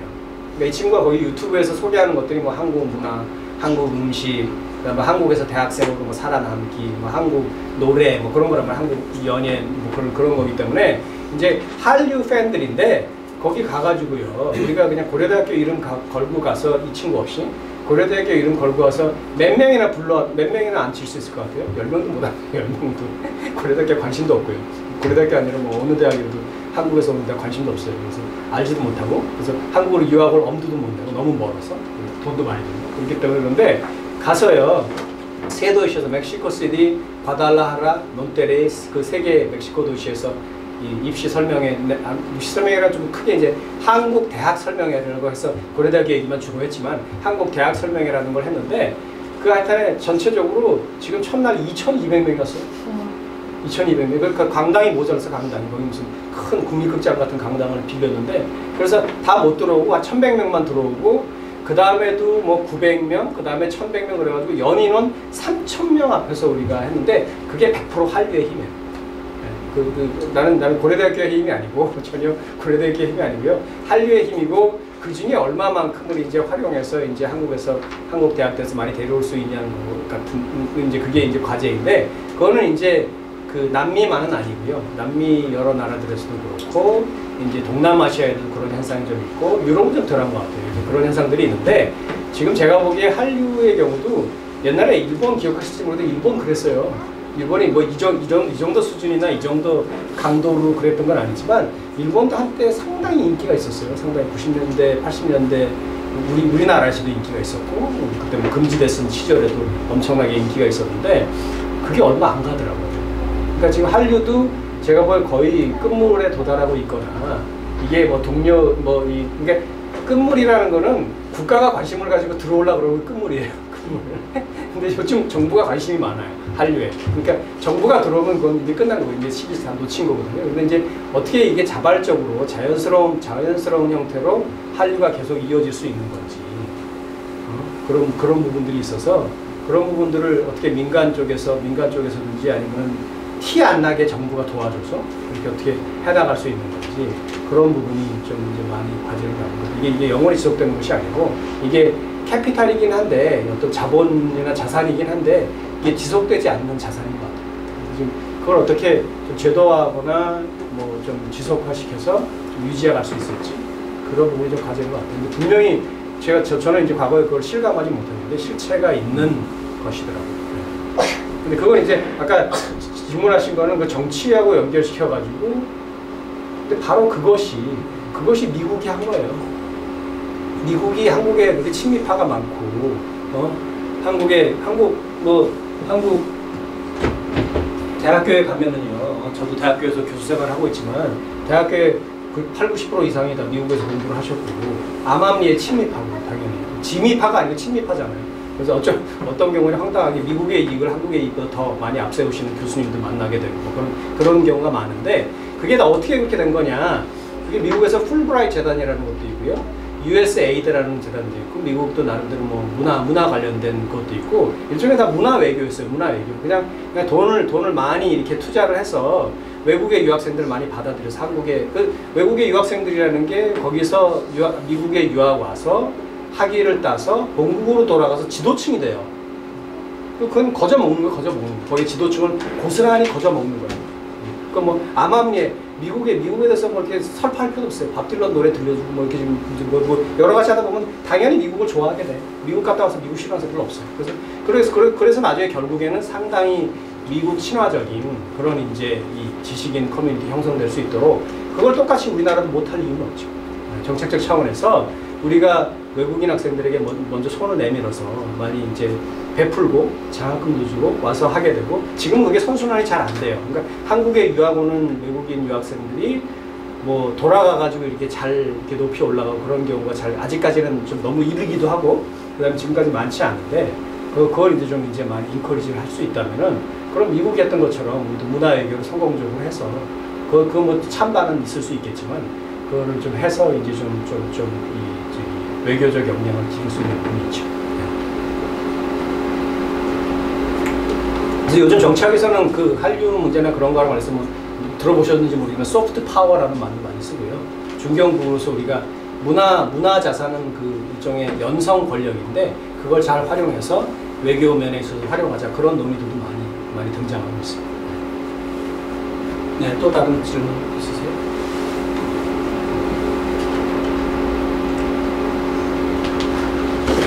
네. 중국 민주화에 대해서 이야기를 잠깐 하셨는데 이제 저도 중국이 미국식 민주주의를 받아들일 거라고 생각은 안 하거든요. 근데 이제 중국이라는 국가에서도 방금 교수님 말씀하신 것처럼 미국이나 서유럽 쪽에 많은 유학생을 보내고 있고 이제 그들이 결국 고위층의 자식이다 보니까 이렇게 올라가고도 있는데 근데 우리가 그 비교정치학 쪽에서 보면 경제 발전이 민주화를 이루는 그 큰 요인 중에 하나로 들어가지 않습니까? 네. 근데 현재 중국의 경제 구조를 보면 대다수의 부가 뭐 미국이나 우리나라만큼은 아니지만 상위층에 고위층에 굉장히 많이 집중되어 있고 아래쪽으로 뿌려지지 않기 때문에 현실적으로 이 사람들이 1년에 벌어들이는 수입이나 이런 게 제가 그때 배운 걸로 뭐 7,000달러 정도에서 뭐 그 정도에서 민주화 운동에 대한 욕구가 생겨나기 시작한다라고 제가 알고 있는데 그래서 그런 분배 체제가 제대로 갖춰지지 않았기 때문에 아직 그 대대적인 아래쪽에서부터 올라오는 운동이 형성되지 않고 있는 거 아닌가라고 생각을 하고요. 그리고 실질적으로 중국 내부에서도 뭐 천안문 사건이나 아니면 현재 뭐 웨이보 같은 트위터에서 보면 이제 다른 나라들을 비교해 가면서 아 저쪽에서는 이런 말 해도 안 잡혀가는데 우리는 잡혀간다라든지 그런 어떤 민중들의 민주화 욕구라는 건 분명히 저는 있다고 네. 지금 생각을 하거든요. 그래서 어떤 우리가 이제 민주주의를 얘기할 때 보통 얘기하는 미국식 민주주의 형태가 아닌 어떤 중국식 그런 민주주의 그리고 지배층의 자제들도 지금 미국식 민주주의를 공부해서 들어가고 있는데 이런 것까지 고려하면 그 가능성이 제로라고 하신 거는 어떤 그 가능성 제로라고 한 거는 미국식 민주주의를 채택할 가능성. 그러니까 우리가 알고 있는 미국식 민주주의, 그러니까 우리 민주주의죠. 예. 우리 민주주의로 민주화될 가능성은 제로라는 얘기고요. 네. 그러니까 중국이 이해하는 민주화가 될 가능성은 그건 굉장히 크죠. 그러면 민주를 거기서는 다른 의미로 받아들이고 있어요. 제가 이해하기에 그러니까 우리가 알고 있는 민주주의하고 중국식 민주주의, 중국이 이해하는 민주주의의 가장 큰 차이는 우리가 보통 뭐 for the people, by the people, of the people 하잖아요. 그 중에서 중국은 for the people을 많이 강조하는 것 같아요. for the people. 민주의 민주. 민이 주인 된다는 거를 어떻게 이해하느냐의 차이인데 서구 민주주의의 개념에는 민이 주인 된다는 거를 우리가 직접 뽑는다는 거를 중요시하는 것 같아요. 우리를 대표하는 사람들 직접 뽑는다는 거. 그런데 저쪽에 민이 주가 된다는 거는 민이 원하는 거를 해주는 거. 그러니까 people의 needs를 그 민생적인 요구를 잘 만족시켜주는 거. 그게 이제 국가의 의무고 그게 바로 민이 실질적으로 주가 되는 거예요. 그러니까 우리들이 뽑는 게 주가 아니에요. 그러니까 민주주의를 투표 중심주의적으로 이해할 건지 아닌지가 핵심인데 중국이 투표 중심주의적인 민주주의로 갈 가능성은 희박해요. 심지어 중국의 어떤 식자들은 추첨으로 뽑자 이거 아무나 뽑아도 된다 이거야. 그러니까 지금 그러니까 굉장히 우리 서구 민주주의 희화화해서 하는 중국에서 하는 얘기는 뭐냐면은 추첨으로 뽑아서 이 선량들을 뽑는 것이 지금 서구에서 사람들 뽑는 것보다 더 나쁘지 않을 거라는 거예요. 추첨으로 옛날 추첨으로 실제로 이 고대 뽑아보면 추첨으로 뽑은 적도 있고요. 그렇기 때문에 그런 식이라서 지금 투표 중심주의적인 민주주의로 될 가능성은 거의 없는 것 같고 그렇다면 이제 어떤 방식으로 이제 제 관점에서는 중국이 지금보다는 조금 더 리스폰시브한 정치 체제로 갈 가능성이 높은 것 같아요. 어떤 방식으로든지 하여튼 최대한 국민들이 원하는 바를 알아서 그걸 잘 채워주는 그걸 이제 정책의 역량으로 굉장히 중요시하니까 그러니까 그거를 좀 잘 디텍트를 해서 어떤 방식으로든지 그게 경제적인 요구든 뭐 어떤 것이든 그리고 절대로 대부분의 중국의 정치적인 위기라는 것이 아래로부터의 위기로 등장해 특히 농민들의 위기로 등장을 했었기 때문에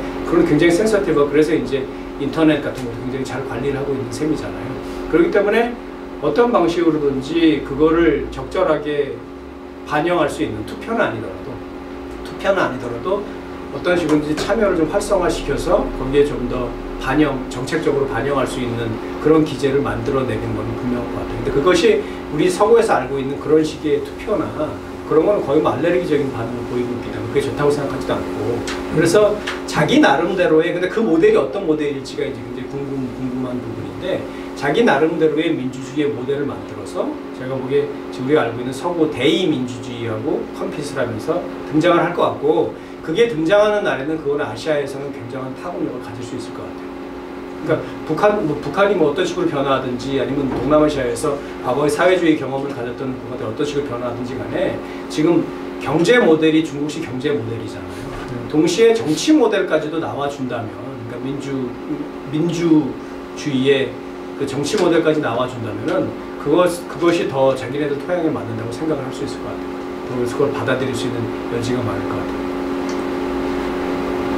그리고 그렇지 않더라도 제가 보기에 우리 같이 그냥 서구식 민주주의, 대의 민주주의를 행하는 나라에 있어서도 이게 지금 현재 시기의 대의 제도가 가진 문제점에 대해서 보완이 필요할 것 같아요. 우리 쪽에서도.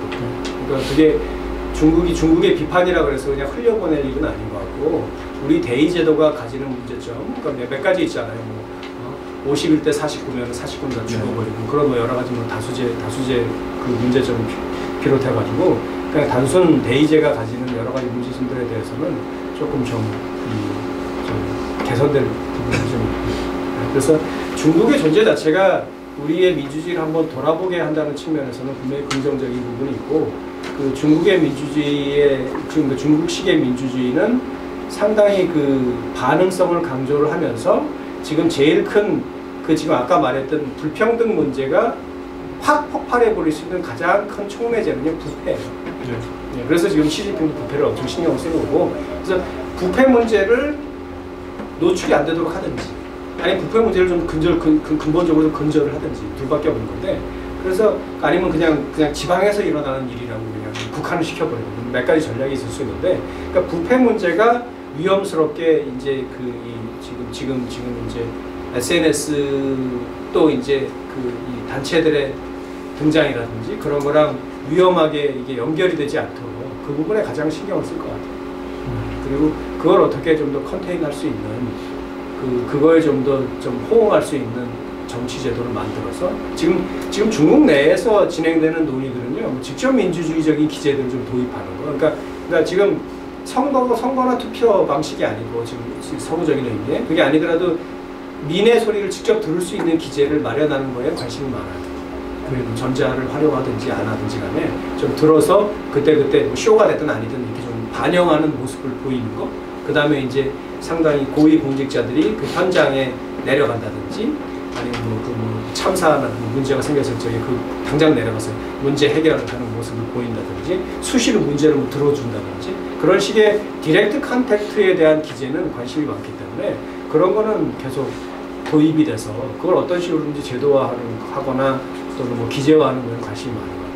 그러니까 그런 형태라면은 이 상당히 엘리트주의적인 정책 역량이라든지 아니면 그 공직자들의 메릿이라든지 실력이라든지 그런 걸 강조하는 상당히 엘리트주의적인 정치 체제 플러스 민중과의 그 직접적인 컨택, 투표가 아닌 민중과의 직접적인 컨택이나 디렉트 디모크라시적인 요소를 좀 많이 포함하는 그런 결합의 형태, 어떤 결합적인 형태의 새로운 민주주의가 되지 않을까 하는 게 제 얘기였습니다. 근데 제가 지금 이야기를 듣다 보니까 말씀하신 대로 이제 중국이 경제시가 포더 피플이라고 민중을 위한 형태가 된다고 하면, 그거는 어떤 의미에서 서구 유럽의 그 복지국가형 모델이랑 굉장히 흡사하지 않은가라는 생각이 제가 지금 들거든요. 왜냐면 스웨덴 같은 국가도 보면 각 정당들이 지구당을 두고 민에서 이제 민간 영역에서 발생하는 문제를 이 지구당에 전파를 하면 이 내용들이 모여서 중앙당에서 처치를 하는 거지 않습니까?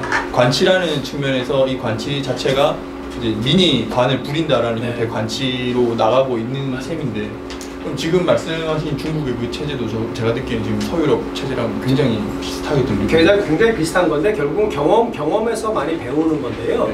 그러니까 중국이나 싱가포르 좀 상정해 보시면 되는데 굉장히 프리벤티브한 정치 체제예요. 그러니까 서구의 경험이라는 건 결국은 아래서 치고 올라가서 그렇기 때문에 사실은 리프레젠테이션이 굉장히 중요해질 수밖에 없었어요.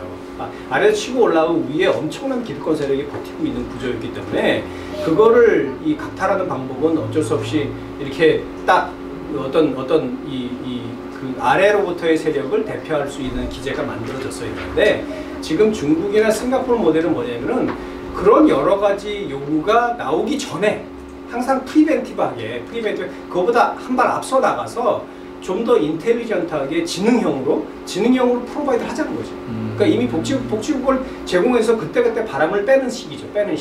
그런 식으로 하나씩 앞서 나가면, 근데 그 실력을 상실하는 순간 위기에 빠질 것 같아요. 근데 그 실력을 상실할지 안 할지는 지금까지는 내가 보기에는 잘하고 있기 때문에, 그러니까 중국의 가장 큰 위기는 정책 실패가 상당히 깊어지면 경제 쪽이 됐든지 아니면 부패가 컨트롤이 안 된다든지, 부패 컨트롤 안 될 가능성은 별로 크게 있지는 않은 것 같은데, 그런 여러 문제 때문에 굉장히 위기가 심화되면 모를까 그러기 전에는 상당히 인텔리전트하게 프리벤트할 수 있는 난리지가 있어요. 난리지가 있고 거기서 배워서 지금 복지국가면 복지국가, 경쟁국가면 경쟁국가, 그런 걸 미리미리 이뮬레이트 해가지고 엘리트 차원에서 탑다운으로 실행하고 있는 거예요. 아래로부터 요구가 있기 전에. 그러면 사실은 아래가 지금 결집되기도 쉽지 않은 마당에 불만도 이게 폭발 직전까지, 아사 직전까지 가지 않으면 폭발하기 힘들어요. 지금 그런 옛날 시대처럼 아사 문제가 발생할 수 있는 수준이 아니기 때문에, 아사가 발생해도 지금 폭발이 안 될 판인데 이게 아래로부터 결집돼가지고 밀어올리기는 쉽지 않아요. 그래서 지금 중국의 경우에는 점진적인 변화인데 위에서 그렇게 인텔리전트하게 대응을 할 것이고 거기에 적절하게 아래로부터 활용 공간을 사용해가지고 내 생각엔 조금씩 확장해 나가고 그게 이제 지역 공동체가 형성이 되면 조금 이제 외부로부터의 자극도 이렇게 좀 부드러운 방식의 자극이 있을 수 있는 것 같아요. 그러니까 이러는 것이 더 너희 체제의 유지에 도움이 된다는 걸 설득할 수 있으면은 어떤 것도 받아들일 테니까 중국 공산당으로서 자기 지배의 영속화에만 기여를 한다면은 그게 뭐 받아들이지 않을 이유가 없잖아요. 네, 또요? 네, 궁금한 게 그 아시아 내 국가들의 경제적 격차가 큰데 네. 그렇게 경제 발전 혹은 이익을 중심으로 경제를 결집을 하려고 하면 사실 국가가 성장을 하면서 다른 국가의 어떤 이익을 침해하거나 서로 경쟁 구도로 가게 되면 위험이 크잖아요. 예를 들어 베트남 같은 경우에도 과거에는 저희가 일방적으로 도와주는 관계이지만 그 시장 안에서 현재는 국내 기업과 베트남 기업 간의 부분이 좀 실현화되고 있고 그래서 그게 실제로 이익을 중심으로 모이는 것가 가능한 일인지 좀 의구심이 들어요. 굉장히 중요한 지적이세요. 그 EU에서도요 굉장히 큰 주제였어요. 그러니까 지금 EU의 경우도 그렇고 아시아의 경우도 그렇고요. 지금 핵심적인 논쟁거리 중에 하나는 이게 정치적으로 격차가 있는 여러 나라들이 공동체를 형성할 수 있느냐. 그 다음에 지금 말씀하신 것처럼 경제적으로 격차가 있는 나라들이 공동체를 형성할 수가 있겠느냐. 이게 특히 이제 경제적으로 약한 국가들 같은 경우는 여기 들어갔다 잘못해서 뭐 편입이 돼버릴 수도 있는 거고 먹혀버릴 수도 있는 거고 시장으로 그냥 활용되고 끝날 수도 있는 거고 아니면 일종의 실질적으로 식민지화가 될 수 있는 거 그런 여러 가지 우려들이 있는데 그 강대국이 그러지 않으리라는 보장도 있고 그렇기 때문에 지금 유럽의 경우에도 실제로 그랬고요. 굉장히 그거를 세밀하게 디자인을 해야 돼요. 공동체를 만들어가는 과정에서 그 경제적으로 취약한 국가들이 그런 걱정을 하지 않도록 그리고 오히려 공동체에 그러니까 이게 참 논중으로 하기가 쉽지가 않은 것인데도 불구하고 꼭 해야 될 거는 뭐냐면은 이 공동체에 가담함으로써 공동체에 참여함으로써 이 경제적으로 취약한 나라들이 그러니까 이게 소위 상향 평준화가 된다는 거를 그 논리를 잘 세워야 돼. 상향 평준화가 된다는 거를 지금 여기서 경제적으로 괜찮은 나라들의 수준으로 이게 올라갈 수 있을 거라든지 그 다음에 사실은 더 논중하기 더 힘든 부분은 지금 위의 나라들 잘 사는 나라들이 이게 스태그넌트하게 내려가지 않을 거라는 거. 이걸로 인해서 오히려 근데 그거는 좀 뭐 그렇게 아주 힘든 것 같지 않은 게 신흥시장이 생길 거고 거기서 이제 말하자면 오히려 이렇게 뭐 자유화도 일어나고 뭐 그러면서 여러 가지 조치가 일어나면서 새로운 이제 공동체를 통해 가지고 자극을 받아 가지고 지금 잘 되고 있는 경제들도 더 이제 새로운 활력을 얻을 수 있고 그런 부분들이 있기 때문에 지역 내 시장이 좀 이렇게 확대가 되면서 그런 부분이 있기 때문에 지금 EU의 경우도 의외로 그 과정을 굉장히 논리적으로 잘 세웠었어요. 그래서 이제 경제적으로 좀 이렇게 머뭇머뭇하는 그 나라들한테 이걸로 인해서 일어날 수 있는 상향 평준화를 잘 설명을 했고 또 위의 나라들한테는 이게 상당 부분 양보를 얻어내야 되는 과정이에요. 위의 나라들한테는 왜 참여를 해야 되는가 뿐만 아니라 일정 정도 지금 현재도 EU에서 그런 논쟁이 많지만 뭐 보조금 지급하고 그런 거 있잖아요. 좀 이제 뭐 그 내에서 좀 약간 후진적인 약간 뒤떨어진 경제체한테 무슨 보조금을 준다든지 농업 관련해서 뭐 그런 거에 대해서 논쟁이 항상 있잖아요. 그러면 엄청난 일종의 거기 이제 경제 선진국들 관점에서 보면은 엄청난 희생을 하는 거예요. 어느 정도. 근데 그런 희생이 결국 희생이 아니고 나중에 이제 그 공동체의 뭐 원만한 유지와 또 발전을 통해서 모든 나라들한테 그 베네핏이 돌아간다는 것을 잘 설명할 수 있도록 디자인을 잘 해야 돼요. 그래서 지금 경제적인 격차 그 자체는 아주 본질적인 장애물은 아니고요. 공동체 형성에. 그것으로 인해서 뭐 우리가 FTA 같은 거 뭐 할 때에도 양쪽에 어떤 경제적인 엄청난 논란에도 불구하고 양쪽 국가의 어떤 경제적인 이익이 있는지 엄청 정리하잖아요. 국제기관에 달려들어가지고 뭐 리스트 만들고 그 베네핏들 정리를 하는데 지금 이 경우에도 마찬가지인 것 같아요. 그래서 각 멤버들이 처음에 몇 나라가 멤버로 참여할지 모르지만 그 나라들의 구체적으로 어떤 이익들이 돌아갈 수 있는 건지 그렇게 설명을 해야지 이게 뭐 그러니까 지금 황당하기 그지없는 논리는 예를 들어서 이게 우리가 꼭 나아가야 될 바람직한 방향이 될 공동체를 만들 그런 건 택도 없고 그런 건 먹어들지 않고요. 아주 인트리스트 베이스드로 접근해야 돼요. 그래서 여러 이 경제 격차가 있는 나라들이 존재하지만 이 나라들이 대부분의 경우 여기 공동체에 참여함으로써 이러저러한 경제 새로운 경제 이익이 창출 뭐 러시아 에너지를 개발한다 그러면 그걸로 인해서 여러 가지 뭐 경제적인 이익이 창출되기 때문에 이 새로 창출되는 경제적 이익을 배분하는 것만으로도 지금까지 존재하지 않았던 이익이 발생해서 지금 기존의 경제 선진국이나 아니면 지금 약간 경제적으로 떨어진 국가들도 상향 평준화가 될 수 있다는 것을 논리를 치밀하게 만들어야 될 것 같아요. 그렇지 않으면은 새로운 멤버들이 가입하기 쉽지가 않아요. 그래서 그 부분도 인트리스트 베이스드 차원의 로직으로서 잘 만들 필요가 있어요. 굉장히 중요한 과제 중에 하나예요.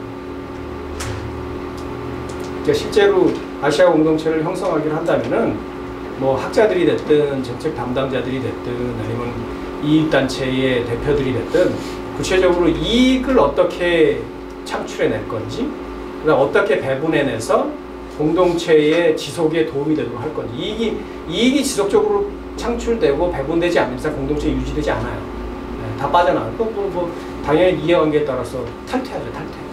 아니면 들어오지 않던가. 그러니까 그걸 어떻게 적어도 창출되고 배분될 수 있을 것처럼 보여주느냐 그 시나리오가 중요하죠. 네, 그거는 그냥 이렇게 이상주의적인 담론으로만 설득할 수 있는 문제는 아니고 꼭 우리가 공동체 하지 못해서 죽는 것도 아닙니다. 그래서 오히려 어떤 단계로 들어가면 지금은 무슨 뭐 이렇게 멋있는 얘기하고 무슨 뭐 아시아 공동체 형성되고 뭐 이러저러하게 좋다 이렇게 비저너리가 중요할지 몰라도 결국 실질적인 공동체의 이 건설 작업에 착수가 되면요 엄청나게 이 아주 차갑게 계산할 수 있는 이해관계를 계산할 수 있고 그 이해관계가 어떻게 돌아가는지에 대해서 분명하게 보여줄 수 있는 아주 차가운 계산가들이 등장하게 될 거예요. 네. 예. 시민사회 주도 방식의 가로목 방식이 좋을 것 같아요. 아시아의 형편상 일본과 우리나라 정도가 시민사회가 좀 형성돼 있고 다른 아시아 이런 시민사회가 좀 약하지 않은가 생각해요. 그래서 이거 어떻게 풀어갈지 다른 또 나라에서는 시민사회가 어떻게 얼마나 형성되어 있는지 아시아 국가에서는 그렇게 말이죠. 네, 그건 아주 중요한 또 질문이시고요. 그것도 연구가 생각보다 안 되어 있어요. 아까도 제가 아시아 전문가들이 적다 그랬잖아요. 우리가 생각보다 다른 나라 시민사회 잘 몰라요. 다른 나라 솔직히 다른 나라 정부도 잘 몰라요. 어떤 뭐 지금 인도네시아 정부가 어떤지 아세요? 잘 몰라요. 우리나라 외신이 미국, 유럽 뉴스가 많지 아시아 다른 나라 뉴스가 별로 없어요. 하여튼 그것도 굉장히 편향인데 그래서 날리지 베이스 자체가 굉장히 협소한 편인데 지금 다른 나라의 시민사회를 말씀을 드리면요. 지금 말씀하신 대로 한국하고 일본이 시민사회 가장 발전한 건 맞아요. 발전한 건 많은데 다른 나라도 아주 비관할 건 아닌 게 예를 들어 필리핀이라든지 필리핀은 사실은 우리나라보다 시민사회가 더 활발해요. 그러니까 언론 포함하면은 굉장히 언론의 자유도 뭐 엄청나고요. 별별 얘기를 다 하고 뭐 이렇게 그런 식으로 그 다음에 태국도 지금 약간 군사정부긴 하지만 조금 그래도 시민사회가 활성화된 측면이 그러니까 이제 시민사회의 역할이 조금씩 다른데 우리나라는 시민사회가 목소리가 큰 편이에요. 그걸 팔러스 애드보커스라고 어려운 말로 이제 정책 주창형 시민사회 형태가 많고요. 다른 나라 어떤 나라들에서는 시민사회가 하는 역할들이 이 국가가 복지제를 잘 제공하지 못하기 때문에 복지제를 잘 제공해주는 그런 시민사회들도 많아요. 그러니까 국가가 이 생필품이라는 걸 잘 보척을 못하기 때문에 오히려 시민사회 단체들이 그런 뭐 이웃을 도와준다든지 그런 걸 뭐 자선단체 역할을 하고 공동체에 이제 그런 생필품을 대고 그런 역할을 하는 데도 많아요. 그래서 시민사회 기능은 다 다른데 인도네시아도 시민사회가 상당히 활발한 편이고요.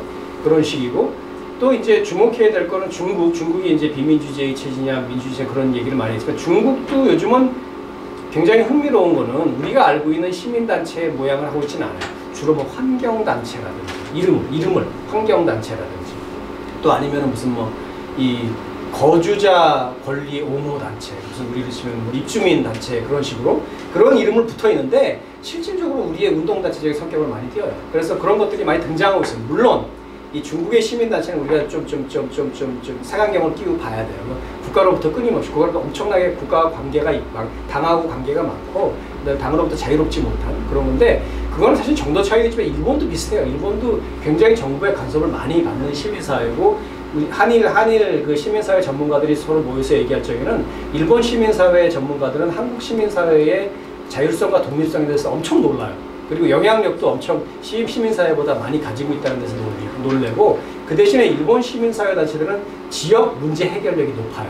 우리는 지역의 시민사회가 별로 없어요. 뭐 중앙 시민사회에 지부만 있지. 그리고 엄청 목소리는 크고 정책 영향력은 강해 보이는데 실질적으로 지역의 문제 해결력이 많지 않고 그냥 파견돼가지고 뭐 개입하고 이렇게 운동 도와주고 뭐 그런 정도지. 이게 문제 해결력인데 일본 사람들은 일본 그 시민단체들은 이렇게 지역의 문제 해결력을 아주 구체적으로 풀어나가고 정부와 아주 경쟁을 할 정도로 구체적인 대안을 가지고 있는 그런 식이라서 이게 시민사회가 지금 모양새가 좀 많이 다른데, 이제 한국하고 일본만 시민사회가 있는 건 아니고 다른 나라들도 시민사회들이 많이 있는 편이고, 베트남도 뭐 시민사회가 조금씩 이제 생겨나고 있는데, 베트남도 그렇고 이제 일부 시민사회들은 또 문제가 뭐냐면요, 시민사회가 활동하려면 자금이 필요하잖아요. 자금이 필요한데 뭐 우리나라처럼 뭐 스스로 마련하든가 아니면 정부 뭐 보조 우리 민간단체 그 지원금도 있잖아요. 그걸 활용하든가 아니면 요즘은 이제 우리나라 같은 경우는 큰 그 잭팟이 뭐냐면은 뭐라 그러죠? 사회적 기업? 그 돈이 풀렸잖아요. 그래서 그 돈이 이제 옛날 시민단체들이 이제 사회적 기업을 많이 넘어가고 그런 것도 있는데, 그런 식으로 이제 정부 자금이 많지만 어떤 나라에서는 정부가 그렇게 많이 자금을 안 대죠. 그래서 시민사회의 물적 베이스가 외국 돈인 경우도 있어요. 외국 돈. 외국 NGO들이 많이 들어가가지고 활동을 하는데, 거기 이제 시민단체들이, 베트남이 조금 그런 편인데, 시민단체들은 외국 단체들의 돈을 많이 펀딩을 많이 받아가지고 해서 솔직히 좀 위험한 경우도 있어요.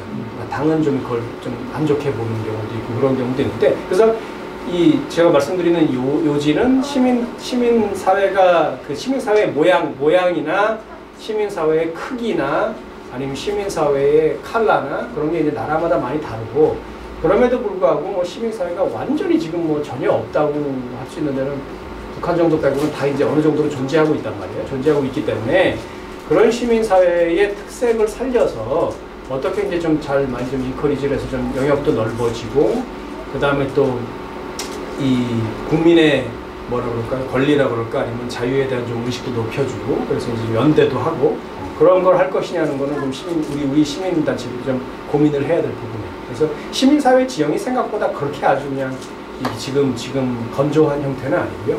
웬만큼 포텐셜은 있는데 나라마다 처한 상황이 다르고 나라마다 지금 맞닥뜨리는 상대, 쉽게 말해서 국가의 힘이 달라요. 중국은 엄청나잖아요. 그러니까 이게 시민사회가 맞닥뜨리는 상대가 만만치 않은 데가 좀 있어요. 그래서 그건 어떻게 적절하게, 그래서 중국 같은 경우도 이제 시민단체, 그 소위 아까 말한 환경단체라든지 아니면 뭐 거주민단체라든지 그런 데의 장은요, 정치력이 대단해요.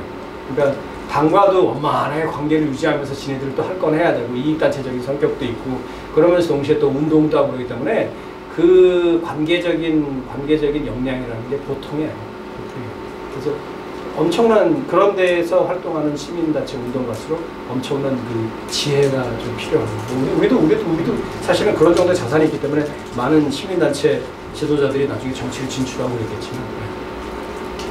예. 네. 그 아시아를 분류하는 기준에 있어서 궁금한 게 있는데요. 네. 여기 보면은 제가 가장 헷갈리는 부분이 대만인데, 네. 인구상으로 보면은 그 동남아로 분류되는 버마랑 대만이랑 거의 동일선상에 있고, 네네.